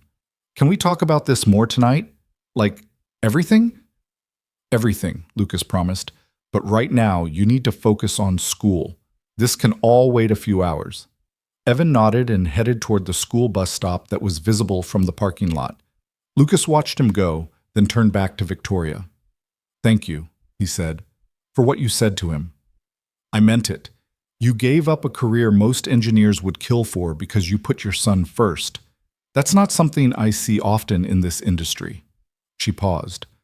"My office, 9 o'clock. We'll start working out the details with legal. And Lucas, you might want to change out of your work uniform. You're not part of custodial staff anymore." Lucas looked down at his janitor's uniform, the name patch over his pocket, the worn fabric that smelled faintly of cleaning solutions. He'd worn variations of this uniform for 3 years, had stopped noticing it the way you stop noticing anything that becomes part of your daily routine. I'll go home and change, he said. Victoria nodded and walked back toward the building, already on her phone, already moving on to the next crisis or opportunity or whatever demanded her attention.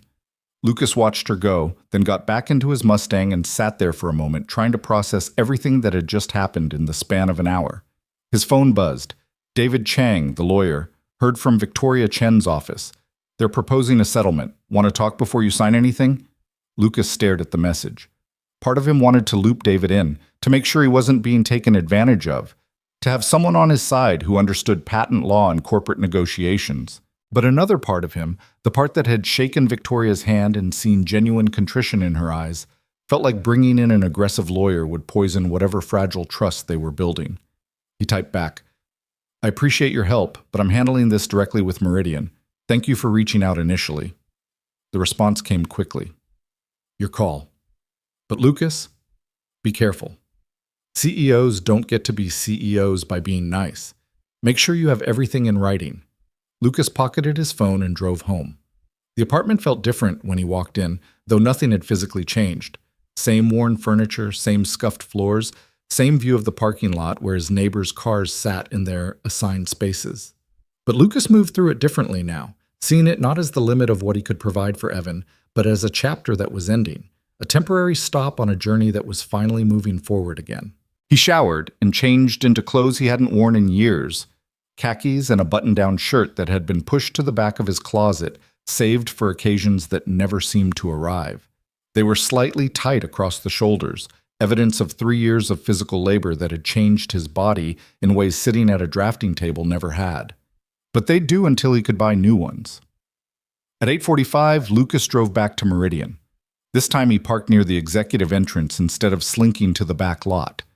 He walked through the lobby where the receptionist actually looked up and smiled at him, past the security desk where the guard nodded in recognition, into the elevator that carried him up to the 3rd floor where he'd spent countless hours making other people's lives easier.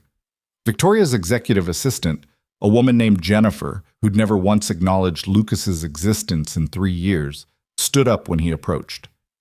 Mr. Reed, Ms. Chen is expecting you. Go right in. The Mr. Reed hit differently than it should have.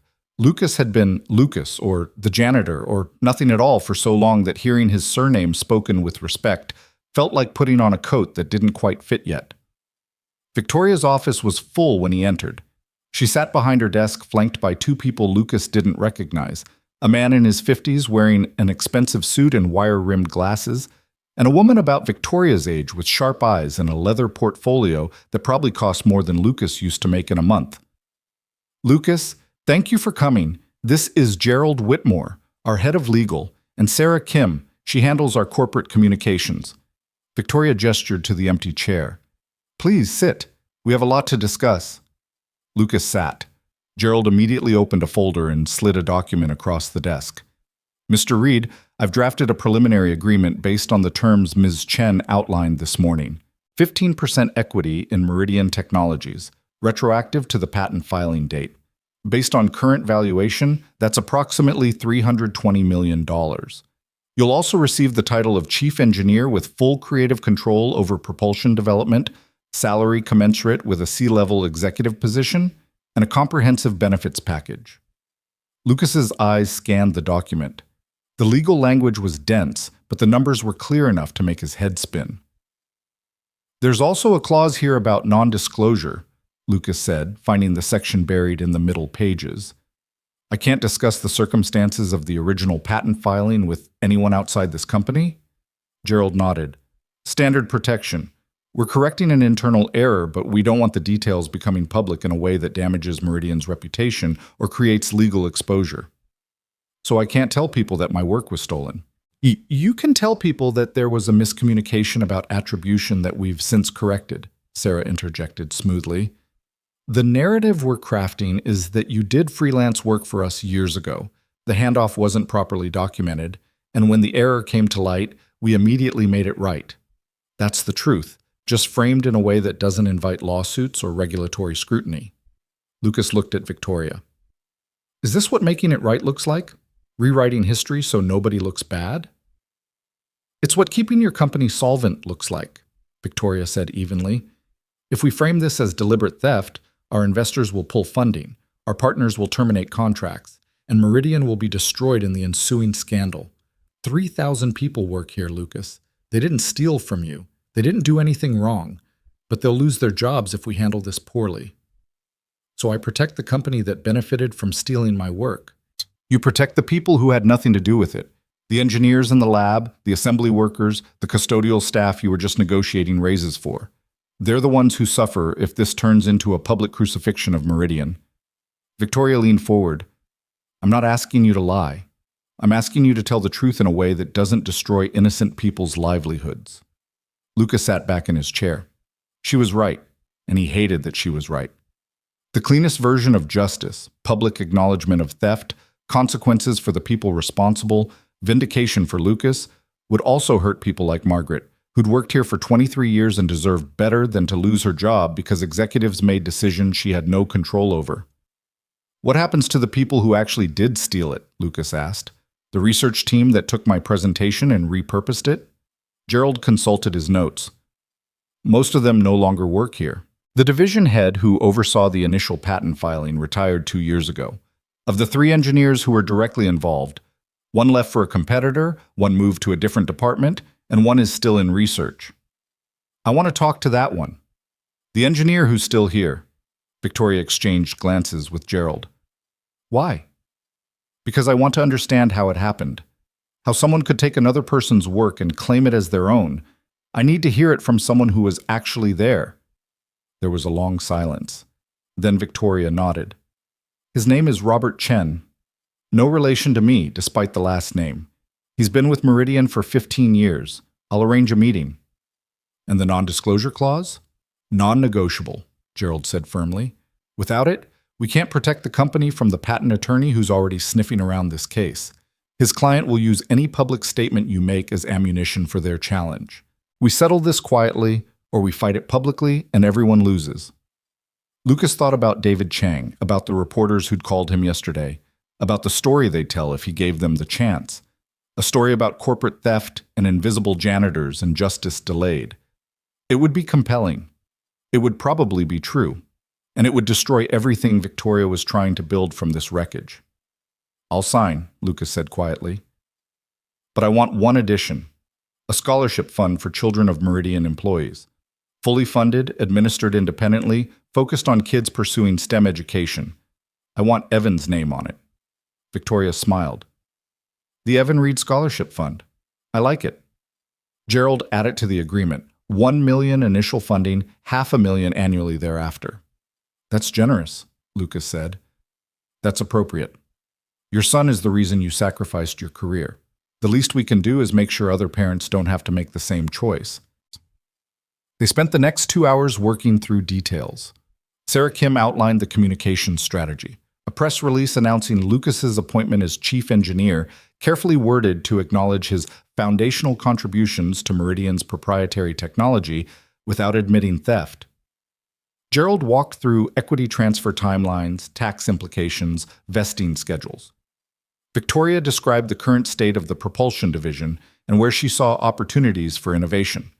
By noon, Lucas's head was swimming with information and his hand was cramping from signing documents. When they finally finished, Victoria stood and extended her hand. Welcome to Meridian Technologies, Chief Engineer Reed. I look forward to working with you. Lucas shook her hand, and this time it felt different than it had that morning. Not quite friendship. They had too much complicated history for that. But something like mutual respect, acknowledgement that they were both trying to navigate an impossible situation with some measure of integrity intact. There's one more thing, Victoria said. Robert Chen is waiting in conference room B. I thought you might want to have that conversation now, while everything is still fresh. Lucas nodded. Thank you. Sarah and Gerald left, and Victoria walked Lucas to the conference room. She paused outside the door with her hand on the handle. I don't know what you're hoping to get from this conversation, she said quietly. But Lucas? Robert's a good engineer. Whatever happened 13 years ago, he's spent the time since then doing solid work. Try to remember that people make mistakes. Sometimes they don't even realize they're making them until it's too late to fix without causing more damage. Then she opened his door and left Lucas alone with the man who'd stolen his future. Robert Chen sat at the conference table with his hands folded in front of him, looking like he'd rather be anywhere else. He was younger than Lucas expected, mid-30s maybe, with the kind of nervous energy that came from knowing you were about to have an uncomfortable conversation. When Lucas entered, Robert stood up quickly, almost knocking over his chair. "Mr. Reed, I'm Robert Chen. I understand you wanted to speak with me." Lucas sat down across from him. "I want to understand how it happened. I presented a hybrid propulsion design to Meridian in 2012. You were part of the team that developed it into the patent that's made this company billions.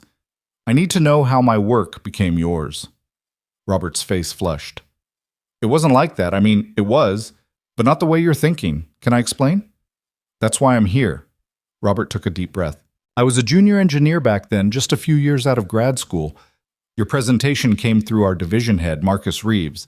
He showed it to the team and said it was interesting but too risky for us to pursue directly, but he also said we should keep the concepts in mind for future projects. So you knew it was my design." "We knew it came from an external consultant named Lucas Reed, yes, but Marcus told us that you'd been paid for the consultation, that it was work for hire, that once you'd presented it to us, it became Meridian's property to develop however we saw fit." Lucas felt something cold settle in his stomach. "I was never paid, and there was no work for hire agreement." Robert's face went pale. "What?" "I presented that design as part of a pitch to become a full-time consultant for Meridian. You rejected it, told me it was too different from your current direction. I never received $1, never signed anything that would transfer ownership." "Oh, God." Robert put his head in his hands. "Marcus told us it was all handled legally. He said you'd signed off on everything and we were free to use the concepts. We trusted him. We were junior engineers. We didn't question the division head when he said something was cleared through legal." "Did you ever try to contact me? To ask questions or get clarification on the design?" "Marcus said you'd made it clear you didn't want ongoing involvement. He said you were leaving the field entirely for personal reasons and preferred not to be contacted." Lucas sat back in his chair. The picture was becoming clear now. A division head who'd seen an opportunity, a group of junior engineers who'd trusted their superior, and a theft that had been framed as legitimate development. Robert probably had no idea he was building his career on stolen work. "What happened to Marcus Reeves?" Lucas asked. "He retired 2 years ago. Moved to Florida with a very generous pension, from what I heard." Robert looked up at Lucas with miserable eyes. "I'm sorry. I know that doesn't change anything, but I'm genuinely sorry. If any of us had known the truth, we never would have—" "I believe you," Lucas said quietly. And he did. Robert didn't look like a thief. He looked like someone who'd been lied to and was only now realizing the extent of the deception. "Are you going to press charges?" Robert asked. "Because I understand if you do. I'd probably do the same thing in your position." Lucas thought about it. Thought about lawyers and courtrooms and the satisfaction of seeing Marcus Reeves face consequences for what he'd done. But Marcus was in Florida, retired, beyond the reach of anything meaningful. And Robert was sitting across from him looking like his world was falling apart, realizing that a foundational achievement of his career was built on someone else's stolen work. "No," Lucas said, "I'm not pressing charges. You were a junior engineer following orders from someone you trusted. That's not criminal. That's just being human." Robert's relief was visible. "Thank you. I don't deserve that, but thank you. You can repay me by being honest going forward. I'm going to be chief engineer here, which means we'll be working together. I need to know I can trust you." "You can. I swear it." Robert hesitated. "Can I ask you something?" "Go ahead." "Why did you leave engineering? Marcus said it was personal, but he was obviously lying about everything else. What really happened?" Lucas pulled out his phone and showed Robert the photo of Evan at the science fair, that gap-toothed smile and the pride in his eyes. "I had a son who needed me more than I needed a career, so I chose him." Robert stared at the photo. "You gave up engineering entirely to be a single parent?" "I gave up the career. I never gave up engineering. I just did it in my garage instead of a lab." "The Mustang," Robert said slowly. "Ms. Chen said you built a working prototype. That's why she believed you about the original design." 5 years of refinement. Every night after my son went to bed, I worked on making it better. It's not pretty, but it runs better than anything in your lab. I'd love to see it sometime, if that's not too presumptuous. Lucas studied Robert for a moment. The younger engineer looked genuinely interested, genuinely contrite, genuinely willing to start over on honest footing. Maybe that was enough. Come to the parking lot after work today. I'll show you what 15 years of development looks like when you're not constrained by corporate timelines. Robert's face lit up. Really? Thank you, Mr. Reed. I mean it. Call me Lucas. We're colleagues now. They shook hands, and Lucas left the conference room feeling like at least one piece of this complicated situation had been resolved with something approaching grace. Robert wasn't the villain he'd imagined. Marcus Reeves was. But Marcus was gone, untouchable, living out his retirement while Lucas cleaned up the mess he'd left behind. Lucas spent the rest of the afternoon in meetings with various department heads, being introduced as the new chief engineer, answering questions about his vision for the propulsion division. People who'd walked past him 1,000 times as invisible furniture now hung on his words, took notes on his ideas, treated him like his opinions mattered. It was exhausting and exhilarating in equal measure. At 4:30, Lucas's phone buzzed with a text from Evan's school. Mr. Reed, this is Mrs. Patterson. Evan mentioned you might be available to help with his district competition preparation. Would you have time to meet with us tomorrow after school to discuss his project? Lucas smiled and typed back, Absolutely. What time works for you? The response was immediate, 3:30 p.m., and Mr. Reed, congratulations on your new position at Meridian. Evan told me the news. He's very proud of his father. Lucas felt his throat tighten. He pocketed his phone and went to find Victoria, who was in her office reviewing quarterly reports. I need to leave by 3 tomorrow, he said from her doorway. My son has science competition prep. Victoria looked up. Of course. Lucas, you don't need to ask permission anymore. You're setting your own schedule now. Family first, remember? I remember. Just wanted to make sure that actually means what you said it means. It does. Go be with your son. The propulsion division will survive without you for an afternoon. Lucas nodded and turned to leave, then paused. Victoria, thank you for all of this. I know it wasn't easy. Neither was what you've been through. We're even. She smiled slightly. Now get out of here. I have actual work to do and you're distracting me. Lucas left through the executive entrance this time, walking past the reception desk where Jennifer called out, Have a good evening, Mr. Reed. He waved back, still not quite used to being seen, to mattering, to existing as something more than background noise in other people's important lives. His Mustang sat in the executive lot where he'd parked it that morning. Robert Chen was already there, examining the exterior with the careful attention of someone who understood that appearances could be deceiving. It really does look terrible, Robert said as Lucas approached. No offense. None taken. It's supposed to look terrible. Keeps people from asking questions. Lucas opened the hood, and Robert's expression shifted from polite interest to genuine awe. Oh my God, this is incredible. You built this yourself? In a garage? With hand tools and YouTube videos and a lot of trial and error. The core design is 13 years old, but I've been refining it constantly. Better efficiency, smoother power delivery, reduced emissions. Everything your lab's been working on, I did first. Robert leaned in closer, tracing the modifications with his eyes. The hybrid coupling here, the way you've integrated the electric and combustion systems, this is genius-level work. And you did this while working as a janitor? Engineering was never about the job title. It's about solving problems because they're interesting, because they matter, because you can't not solve them even when nobody's paying you to. Robert straightened up and looked at Lucas with something like reverence. I've been working in that lab for 12 years, and I've never seen anything as elegant as this. You're going to change everything, aren't you? We're going to change everything, Lucas corrected, if you're willing to work with me honestly. I am, absolutely. Robert paused. Can I ask you something else? Sure. How did you not hate us? All this time working here, cleaning our offices, knowing we'd stolen from you, how did you not just burn the whole place down? Lucas closed the hood and leaned against the car. Because hate takes energy I needed for my son. Because revenge wouldn't have changed the past. And because I've learned that people are complicated. Victoria didn't know. You didn't know. The only person who actually understood what he was doing is retired in Florida, and I'll probably never get the satisfaction of confronting him. That doesn't seem fair. It's not. But fair and reality are two different things. I can either spend my energy being angry about what should have been, or I can use it to build what comes next. I choose building. Robert nodded slowly. I want to help.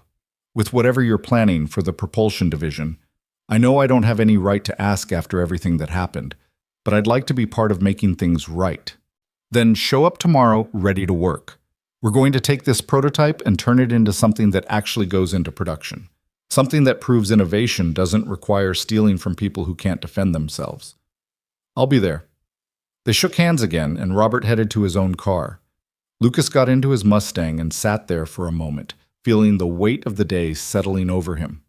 Everything had changed in less than 24 hours. Yesterday, he was a janitor. Today, he was chief engineer with equity worth hundreds of millions and the power to actually make the innovations he'd been dreaming about for 13 years. His phone rang. Evan. Hey, kiddo? Dad, everyone's talking about you. Marcus's mom saw something online about a new chief engineer at Meridian Technologies and showed him the picture, and it's you. Are you famous now? Lucas laughed. I don't know about famous, but yes, things have changed. Good changes? Very good changes. I'll explain everything when I get home. Want to pick up pizza on the way? Can we afford it? Evan asked, and Lucas felt his heart break a little at the question. His 12-year-old son had learned to worry about money, to calculate the cost of small luxuries, to understand that sometimes the answer was no because budgets were tight. We can definitely afford pizza, Lucas said gently. And Evan, you don't have to worry about money anymore. I promise. Because of the new job? Because of a lot of things. I'll explain when I'm home, 20 minutes, okay? Okay, love you, Dad. Love you too. Lucas ended the call and started the engine. That perfect hum filled the car, the sound of everything he'd built alone in his garage while the world slept, and his son dreamed of futures that didn't require sacrifice. He pulled out of the executive lot and drove toward home, toward Evan, toward a conversation that would change how his son understood the past 3 years and everything that had led to this moment.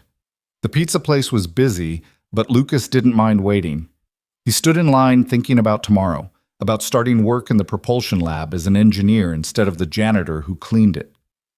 About showing Evan that sometimes justice took time but eventually arrived. About building a future where his son never had to choose between his dreams and his family the way Lucas had. When he finally got home with pizza and breadsticks, Evan was waiting at the door, practically vibrating with excitement and questions. They sat at their small kitchen table, the same one where they'd eaten hundreds of dinners together, and Lucas told his son everything. About the original design, about the theft, about Victoria's offer and the settlement, and what it meant for their future. Evan listened with wide eyes, interrupting occasionally with questions, his pizza forgotten on his plate as he absorbed the enormity of what his father was telling him. So we're rich now? Evan asked when Lucas finished. We're secure now. There's a difference. Rich means having more money than you need. Secure means never having to worry about losing what matters. And you're okay with not getting revenge on the guy who stole from you? Lucas thought about that. I'm okay with getting justice instead. Revenge would have been destroying Victoria's company and putting 3,000 people out of work. Justice is me getting credit, getting compensated, and getting the chance to keep building things that matter. That's enough. Evan nodded slowly. I think that's really cool, Dad, that you chose the hard right thing instead of the easy wrong thing. Where'd you learn that phrase? You've been saying it my whole life. I just finally get what it means. Lucas pulled his son into a hug, this brilliant, thoughtful 12-year-old who'd grown up watching his father choose integrity over comfort, family over ambition, love over bitterness. If Lucas had done nothing else right in his life, he'd at least raised a son who understood that character mattered more than revenge. So what happens now? Evan asked. With your new job and everything? Now I get to be an engineer again. I get to work on problems that actually interest me. I get to make sure your college is paid for and that we never have to worry about money again. And most importantly, I get to come home every night and have dinner with you. That's the most important part? That's the only part that actually matters, kiddo. Everything else is just details. They finished their pizza and spent the evening talking about Evan's district competition preparation, about the modifications he wanted to make to his project, about whether Lucas could help him build a better demonstration model. And for the first time in 3 years, Lucas talked about engineering with his son without that hollow feeling of mourning something he'd lost. Because he hadn't lost it. He'd just set it aside for a while, and now he was picking it back up, and it fit in his hands like it had never left. That night, after Evan went to bed, Lucas sat at their kitchen table with his notebook spread out in front of him. Not to hide them anymore, but to begin the work of translating garage innovations into production reality. Tomorrow, he'd start at Meridian as chief engineer. Tomorrow, he'd begin building the future he'd designed 13 years ago. But tonight, he was just a father who'd kept his promise to his son, who'd chosen love over ambition and somehow ended up with both. Lucas closed his notebooks and went to bed, and for the first time in longer than he could remember, he slept without the weight of stolen dreams pressing down on his chest. Because sometimes justice didn't roar. Sometimes it just quietly knocked on your door and asked if you were ready to finally come home. Lucas woke up on his first official day as chief engineer with the strange sensation that he'd somehow stepped into someone else's life. The alarm went off at the same time it always had, but instead of reaching for his janitor's uniform hanging on the back of the door, he pulled out the new suit he'd bought the day before. Charcoal gray, professional. The kind of thing that announced you belonged in boardrooms and engineering labs rather than supply closets. Evan was already awake when Lucas came into the kitchen, dressed for school and eating cereal while flipping through his science textbook. The boy looked up and actually did a double take. "Whoa, you look like a real engineer." Lucas smiled as he started the coffee maker. "I've always been a real engineer, kiddo. I just look like one now, too." "You know what I mean. You look important." "The work was always important, even when I was doing it in our garage at midnight. The clothes don't change that." Lucas poured himself coffee and sat down across from his son. "Speaking of which, I talked to your teacher yesterday. Mrs. Patterson wants to meet this afternoon to discuss your district competition prep." Evan's face lit up. "Really? You're coming?" "Wouldn't miss it. I'm done at Meridian by 3 and family comes first. That's the deal I made." "With Ms. Chen?" "With myself. The job is important, but you're more important. Always have been, always will be." Evan went back to his cereal, but Lucas could see the smile playing at the corners of his mouth. 3 years of coming home exhausted from cleaning floors, of carefully budgeting every dollar, of making sacrifices that his son had been old enough to notice even if he didn't fully understand them, all of it had been leading to this. Not the money or the title, but the simple fact that Lucas could finally be present for his son without the crushing weight of financial anxiety making every moment feel borrowed. They finished breakfast together, and Lucas drove Evan to school before heading to Meridian. The parking lot looked different in morning light when you weren't trying to be invisible. Lucas parked in the executive section, still felt strange, like he was breaking some unspoken rule, and walked through the main entrance instead of slinking around to the employee door and back. The receptionist looked up and smiled. "Good morning, Mr. Reed. Miss Chen asked me to let her know when you arrived. I'll call her office." "Thank you," Lucas said, and even that felt foreign. Being thanked by receptionists instead of being invisible to them. Victoria appeared a few minutes later, dressed in a navy suit and carrying a tablet. "Lucas, good, you're here. I want to show you the lab before the rest of the team arrives. Give you a chance to orient yourself without 20 engineers asking questions." They took the elevator to the 4th floor, where the Research and Development Division occupied the entire level.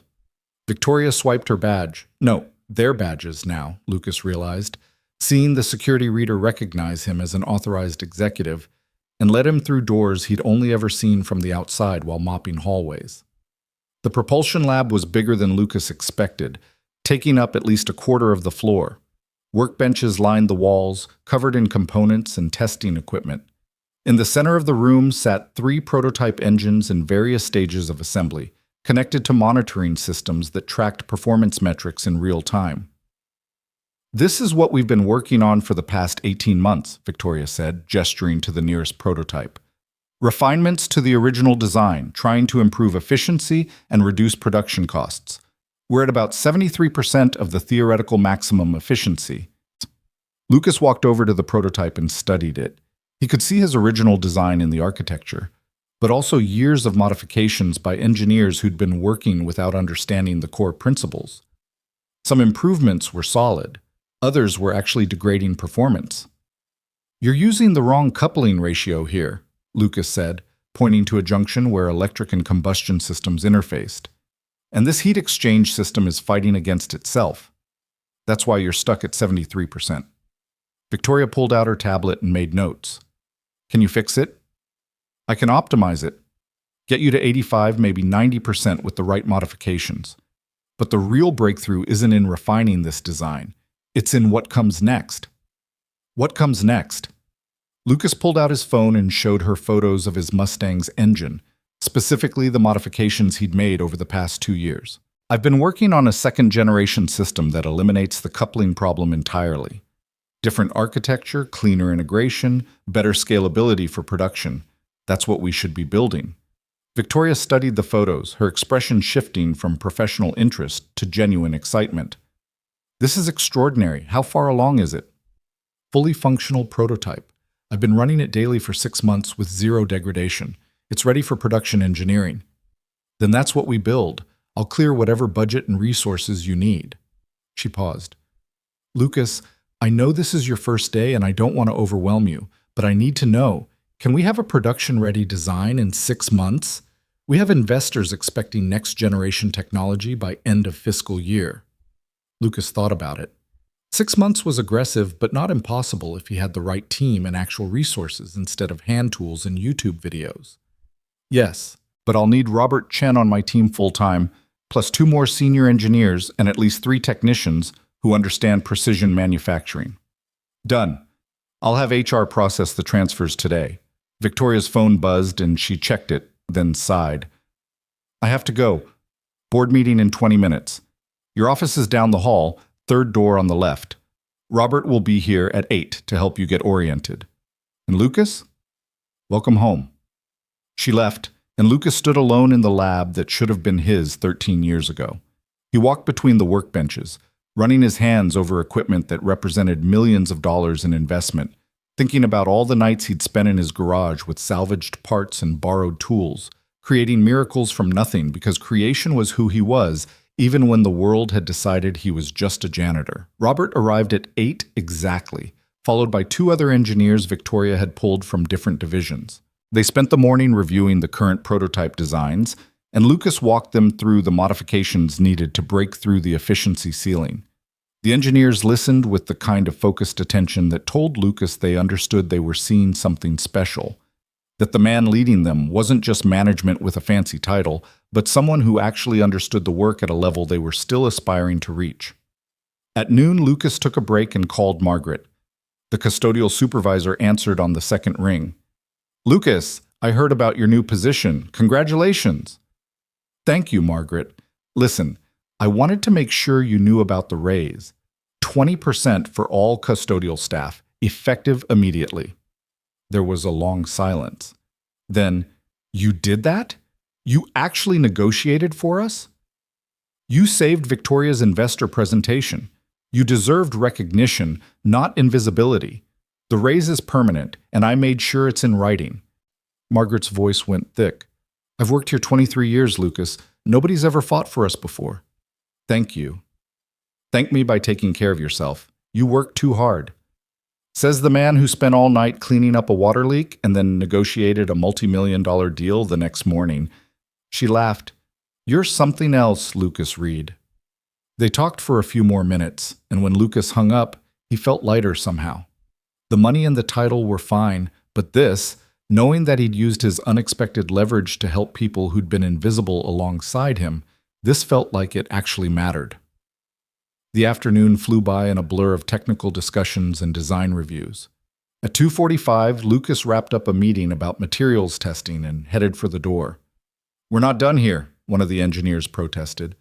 "We still need to finalize the thermal management specs." "I have to leave," Lucas said simply. "My son has a meeting at his school. We'll pick this up tomorrow morning." The engineer looked startled, like he'd never heard someone prioritize family over work in the middle of a critical project. But Robert just nodded.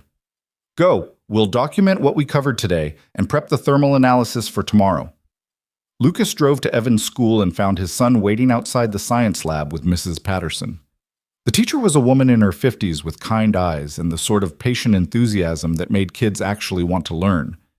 "Mr. Reed, thank you for coming. Evan's been telling me about the modifications he wants to make to his project for the district competition. I think with your expertise, we could really elevate his presentation." They spent the next hour in the lab, Lucas helping Evan refine his hybrid propulsion model, while Mrs. Patterson took notes on the improvements.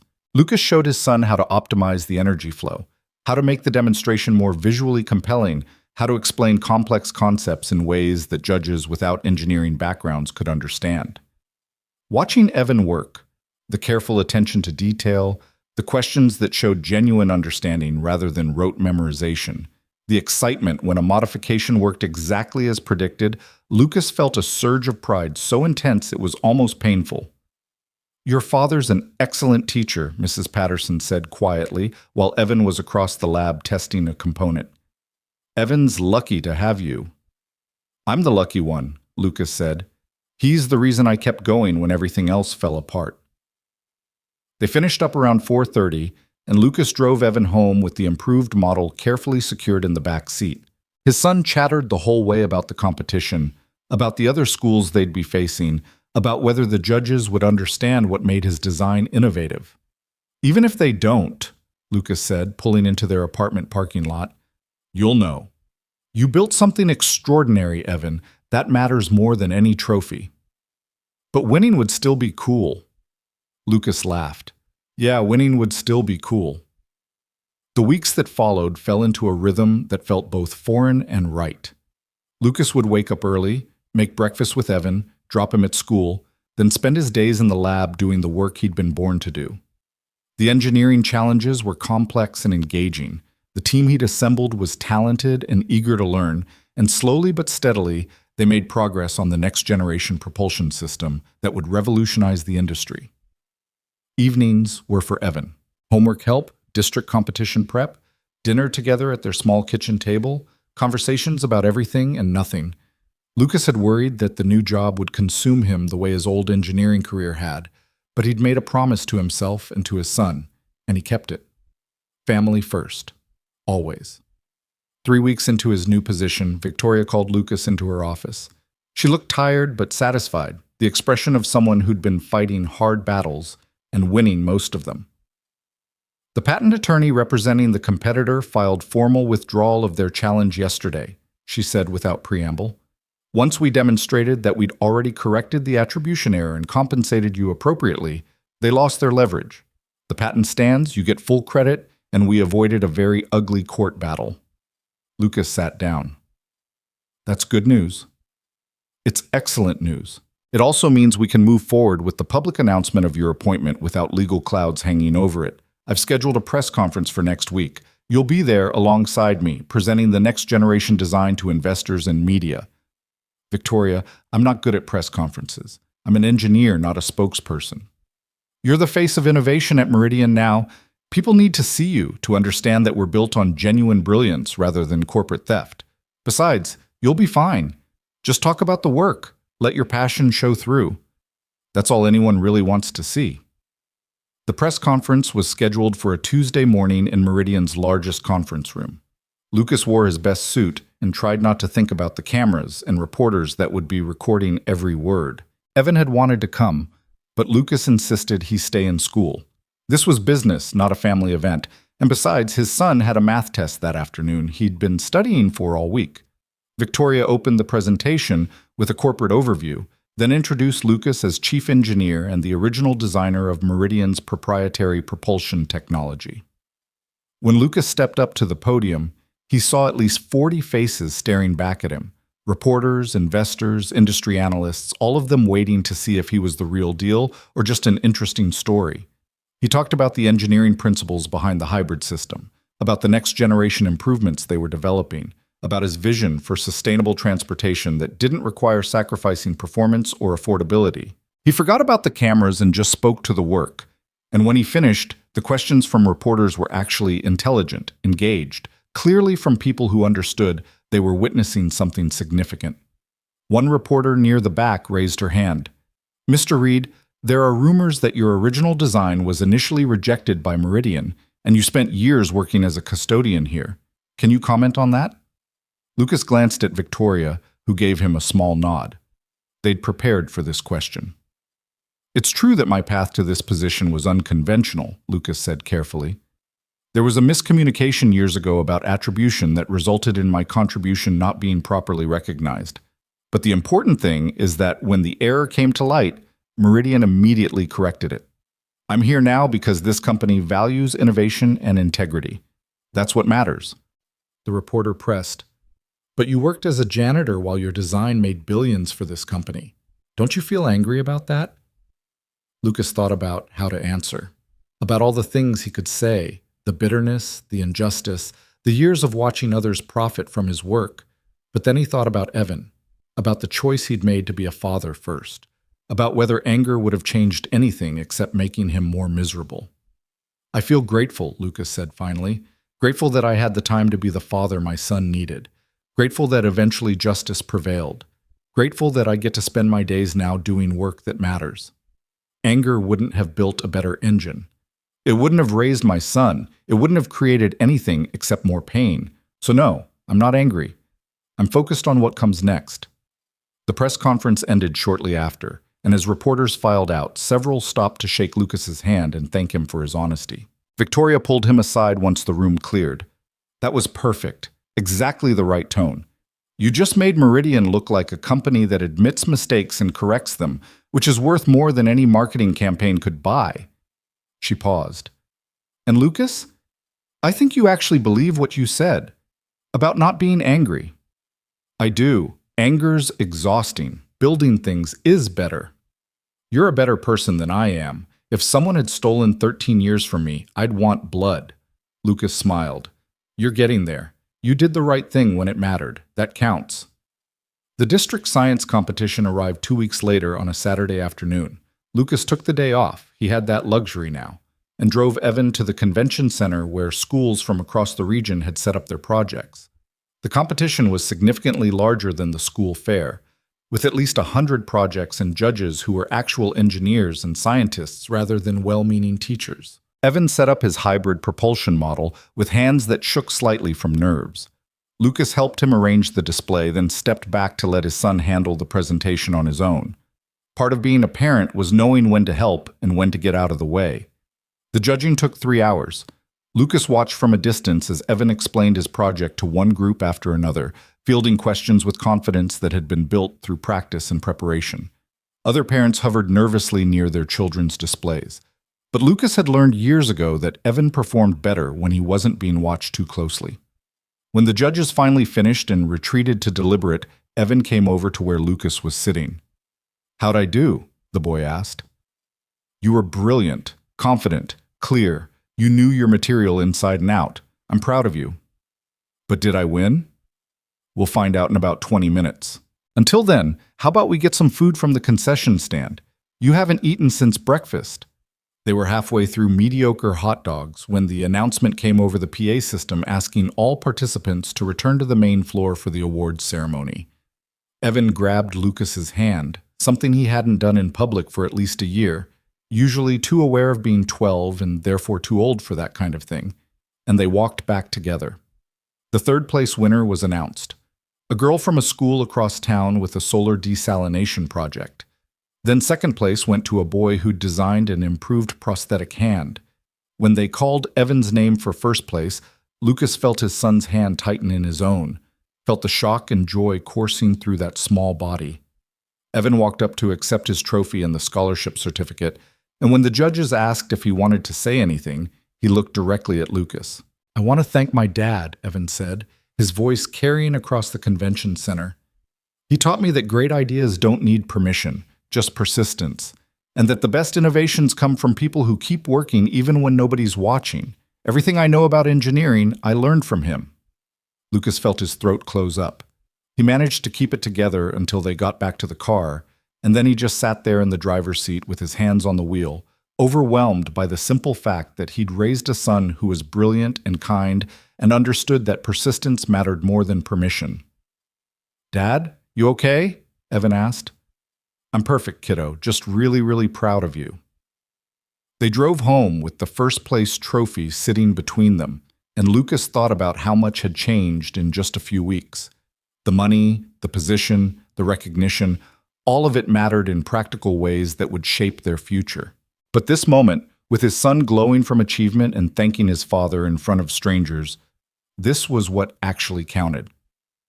6 months after Lucas's first day as chief engineer, Meridian Technologies unveiled the next-generation hybrid propulsion system at an industry conference in San Francisco.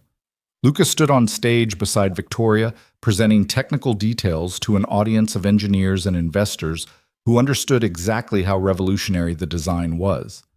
Orders started coming in before the presentation even ended. Automotive manufacturers, aerospace companies, even marine engineering firms interested in adapting the technology for ships. The financial impact was immediate and massive. Meridian's stock price jumped 37% in a single day. Lucas's 15% equity became worth over $500 million. Victoria called him into her office the day after the announcement with champagne, and an expression that was equal parts exhausted and triumphant. "We did it," she said, pouring 2 glasses. Next-generation technology, production-ready, already generating more orders than we can fill for the next 2 years. "Lucas, you saved this company." "We saved this company," Lucas corrected. "You could have fought me, could have buried the truth and kept pretending the original design was yours. You chose integrity instead. That matters." They toasted, and Victoria set down her glass.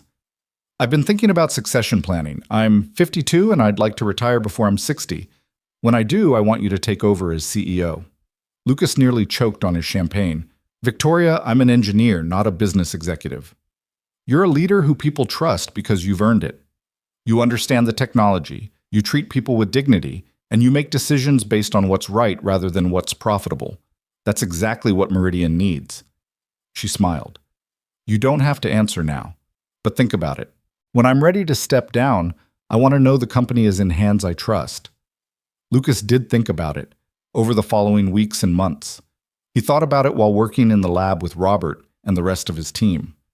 He thought about it during dinners with Evan, who was now preparing for high school with the same focused intensity he brought to everything.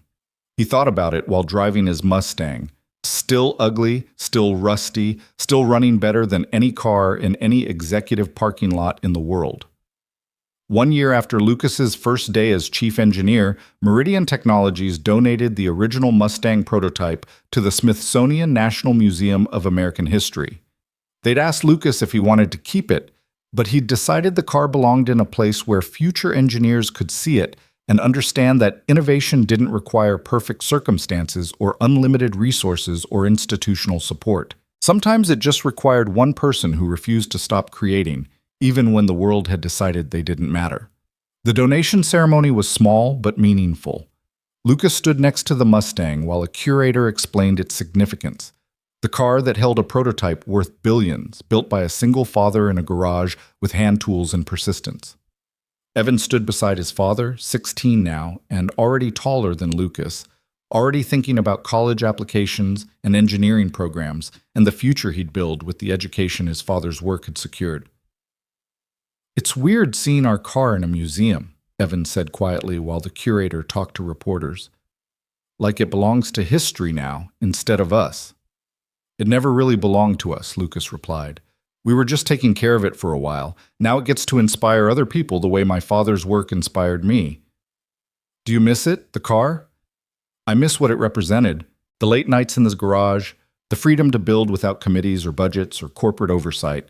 But I don't miss the circumstances that made those nights necessary." Lucas put his arm around his son's shoulders.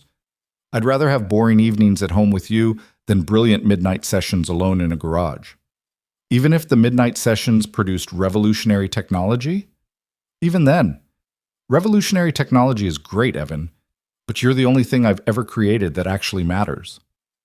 The ceremony ended, and they walked through the museum together, past exhibits showing the evolution of American innovation. Lucas stopped in front of a display about the Wright brothers, about 2 bicycle mechanics who'd built the first airplane in their workshop because everyone else said it was impossible. "You know what the real innovation is?" Lucas said to Evan. "Not the technology. not the engineering. It's the refusal to accept that circumstances define what you're capable of creating. The Wright brothers were bicycle mechanics. I was a janitor. What mattered was that we kept building anyway. So I should keep building too, even when things get hard? Especially when things get hard. That's when building matters most. They left the museum and drove back to their apartment. Not the same cramped place they'd lived in for years, but a larger home in a better neighborhood that Lucas had bought once the equity started converting to actual money. Evan went to his room to work on college applications while Lucas sat in his home office, looking at the engineering awards that now lined his shelves, the recognition from professional societies, the honorary doctorate from his old university. His phone rang. Victoria. Just got word that the second-generation system passed all regulatory testing. We're cleared for full production across all markets. Lucas, we're about to change the entire automotive industry.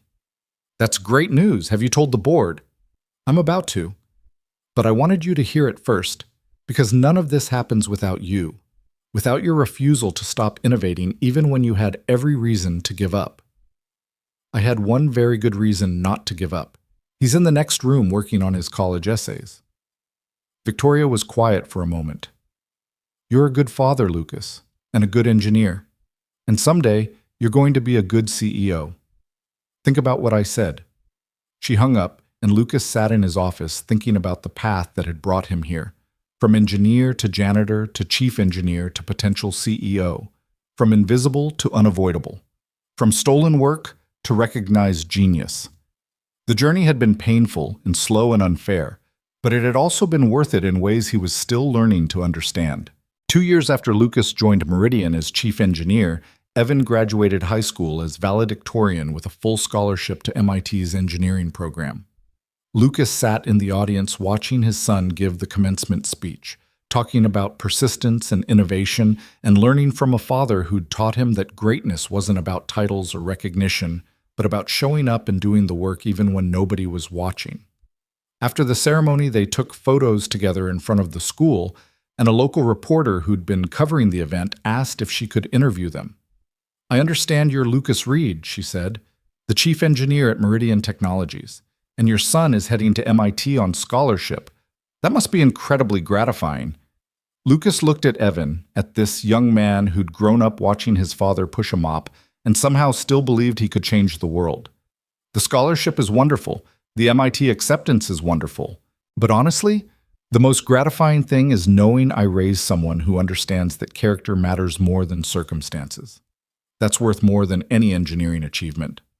The reporter turned to Evan. What did you learn from your father? Evan didn't hesitate. That love is the most important innovation. Everything else is just details. 3 years after Lucas became chief engineer, Victoria announced her retirement. She was 55 years old and ready to step back from the demands of running a major corporation. The board of directors met to discuss succession, and when they offered Lucas the CEO position, he said yes. He said yes because he'd learned that leadership wasn't about titles or corner offices, but about treating people with dignity and making decisions based on what was right rather than what was easy. He said yes because he wanted to build a company where custodial staff got raises without having to steal the CEO's attention first. He said yes because Evan was at MIT now, thriving, no longer needing his father home every evening, and Lucas had energy to invest in building something larger than just engines. On his first day as CEO, Lucas made his first executive decision. He promoted Margaret to Director of Facilities Operations with a salary that reflected the value she'd been providing for 23 years without recognition. His second decision was to implement a company-wide profit-sharing program that ensured every employee, regardless of position, benefited when Meridian succeeded. His third decision was to park his new company car, a sensible hybrid sedan that used the propulsion system he'd designed, in the back lot instead of the executive section, because he never wanted to forget what it felt like to be invisible. 5 years after Lucas became CEO, Meridian Technologies was the leading manufacturer of hybrid propulsion systems in North America. The company employed 8,000 people, generated billions in annual revenue, and was regularly cited as one of the best places to work in the technology sector. Lucas ran the company from an office that looked out over the parking lot where his Mustang had once sat, mocked, and dismissed and holding a fortune that nobody could see. He thought about that sometimes, about how often the most valuable things were the ones that looked worthless to people who didn't bother to look closely. Evan graduated from MIT with honors and joined Meridian's research division, not because of nepotism, but because he'd genuinely become one of the brightest young engineers in his field. Father and son worked together on the third-generation propulsion system, the one that would power vehicles for the next decade, and Lucas found himself teaching Evan the same lessons his own father had taught him in that garage so many years ago. On the 10-year anniversary of Lucas's first day as chief engineer, 8 years into his tenure as CEO, Meridian held a company celebration.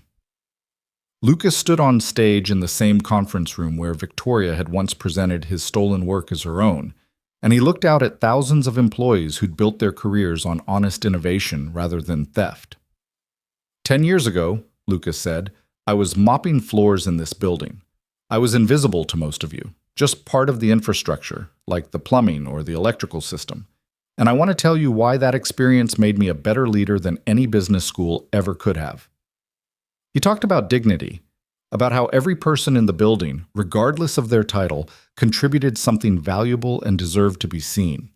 He talked about persistence, about continuing to create even when nobody was watching or caring or recognizing your work. He talked about love, about choosing his son over his ambition and somehow ending up with both.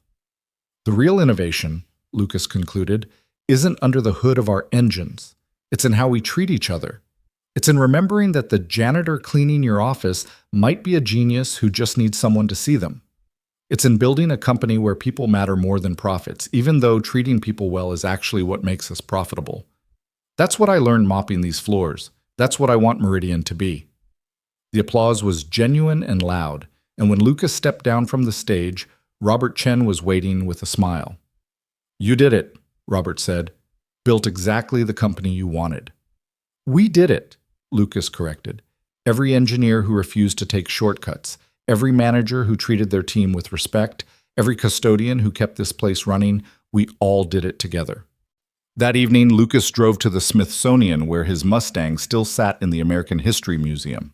He stood in front of it for a long time, this ugly car that had held everything that mattered, and he thought about the journey from there to here.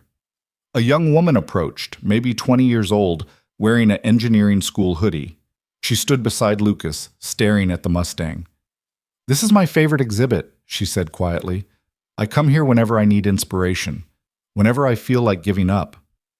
What inspires you about it? Lucas asked. That someone built this in a garage, that they didn't need permission or resources or anyone's approval. They just kept working because the work mattered to them. She turned to Lucas. I'm first-generation college. My family thinks engineering is impractical, that I should study something that guarantees a job. But seeing this car, knowing someone built revolutionary technology while working as a janitor, it makes me think I can do it too.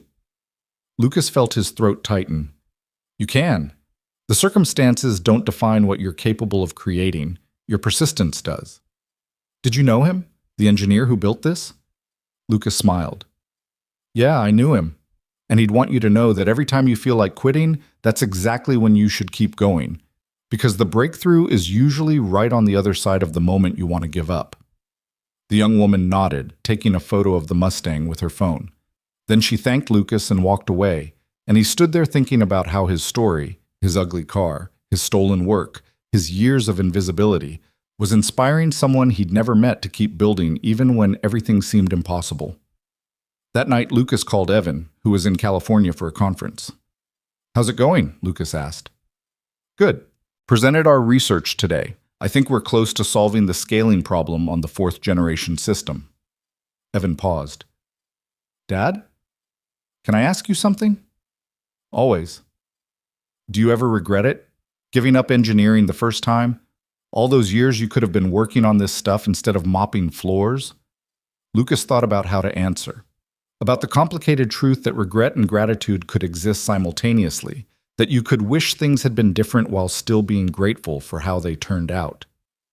I regret that the choice was necessary, Lucas said slowly. I regret that the world makes parents, especially single parents, choose between their children and their careers. I regret that innovation often requires privilege that not everyone has access to. But do I regret choosing you? Never.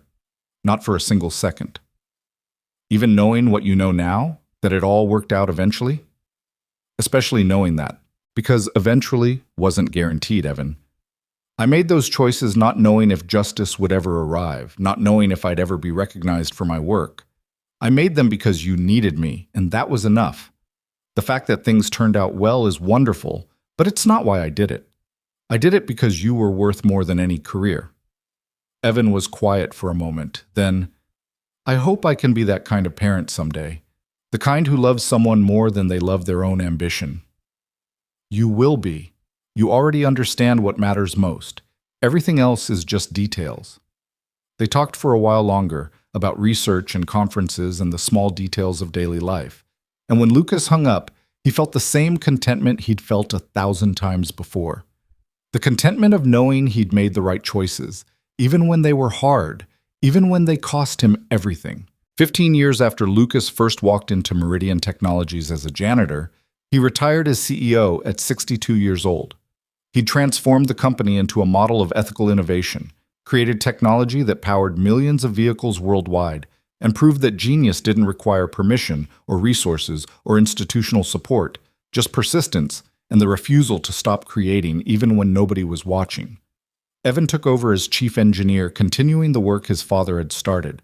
Lucas stayed on the board but stepped back from daily operations, finally giving himself permission to just build things in his garage again without deadlines or investor expectations or corporate responsibilities. He bought another Mustang, a 67 just like his father's, and spent his retirement doing what he'd always done best, solving problems because they were interesting, creating innovations because creation was who he was, teaching young engineers that circumstances didn't define capability. On the 20th anniversary of the day Lucas first revealed his engine to Victoria Chen in that parking lot, Meridian held a ceremony dedicating the Lucas Reed Engineering Building. It was a new facility focused on research and development, designed to give engineers the resources and freedom to pursue innovations without corporate constraints. Lucas stood at the dedication with Evan beside him, his son now 42 years old with children of his own, brilliant and kind, and everything Lucas had hoped he'd become. The building rose behind them, all glass and steel and promise, a monument to the idea that great work could come from anywhere, from anyone, regardless of their title or their circumstances. "You did good, Dad," Evan said quietly while officials gave speeches. "Changed a whole industry, changed how companies treat people. That's a hell of a legacy." Lucas looked at his son, at the grandchildren playing nearby, at the building that bore his name and would outlast him by generations. "The building's nice. The technology's nice. But you're the legacy that matters, Evan, you and your kids. The rest is just details. Still, most people don't get buildings named after them. Most people don't spend 3 years mopping floors while sitting on a billion-dollar idea either. Life's strange that way." They stood together watching the ceremony, and Lucas thought about the journey that had brought him here. From engineer to janitor to innovator to CEO to retired grandfather who still couldn't stop building things in his garage. It had been painful and beautiful and unfair and worth it, all at the same time. That evening, Lucas drove home in his new Mustang, still ugly because some traditions mattered, and sat in his garage looking at the workbench where he'd spent countless midnight hours creating miracles while his son slept. The garage was cleaner now, more organized, filled with better tools and actual resources. But the work was the same, the drive to build, to innovate, to create something that mattered. His phone buzzed, a text from the young woman he'd met at the Smithsonian years ago. She'd tracked him down somehow, wanted to let him know she'd just accepted a position at a major automotive company as a lead engineer. Wanted to thank him for the encouragement. Lucas smiled and typed back, "Congratulations. Keep building." The world needs engineers who create because they can't not create, regardless of circumstances. The response came quickly. "That's what you taught me. That persistence matters more than permission." Lucas set down his phone and looked around his garage. At the half-finished projects, the sketches pinned to walls, the evidence of a life spent creating. He thought about everything he'd built, the engines, the company, the legacy. But mostly, he thought about Evan, about choosing love over ambition and somehow ending up with both. Because in the end, that was the real innovation. not the hybrid propulsion system, or the billions in revenue, or the buildings with his name on them.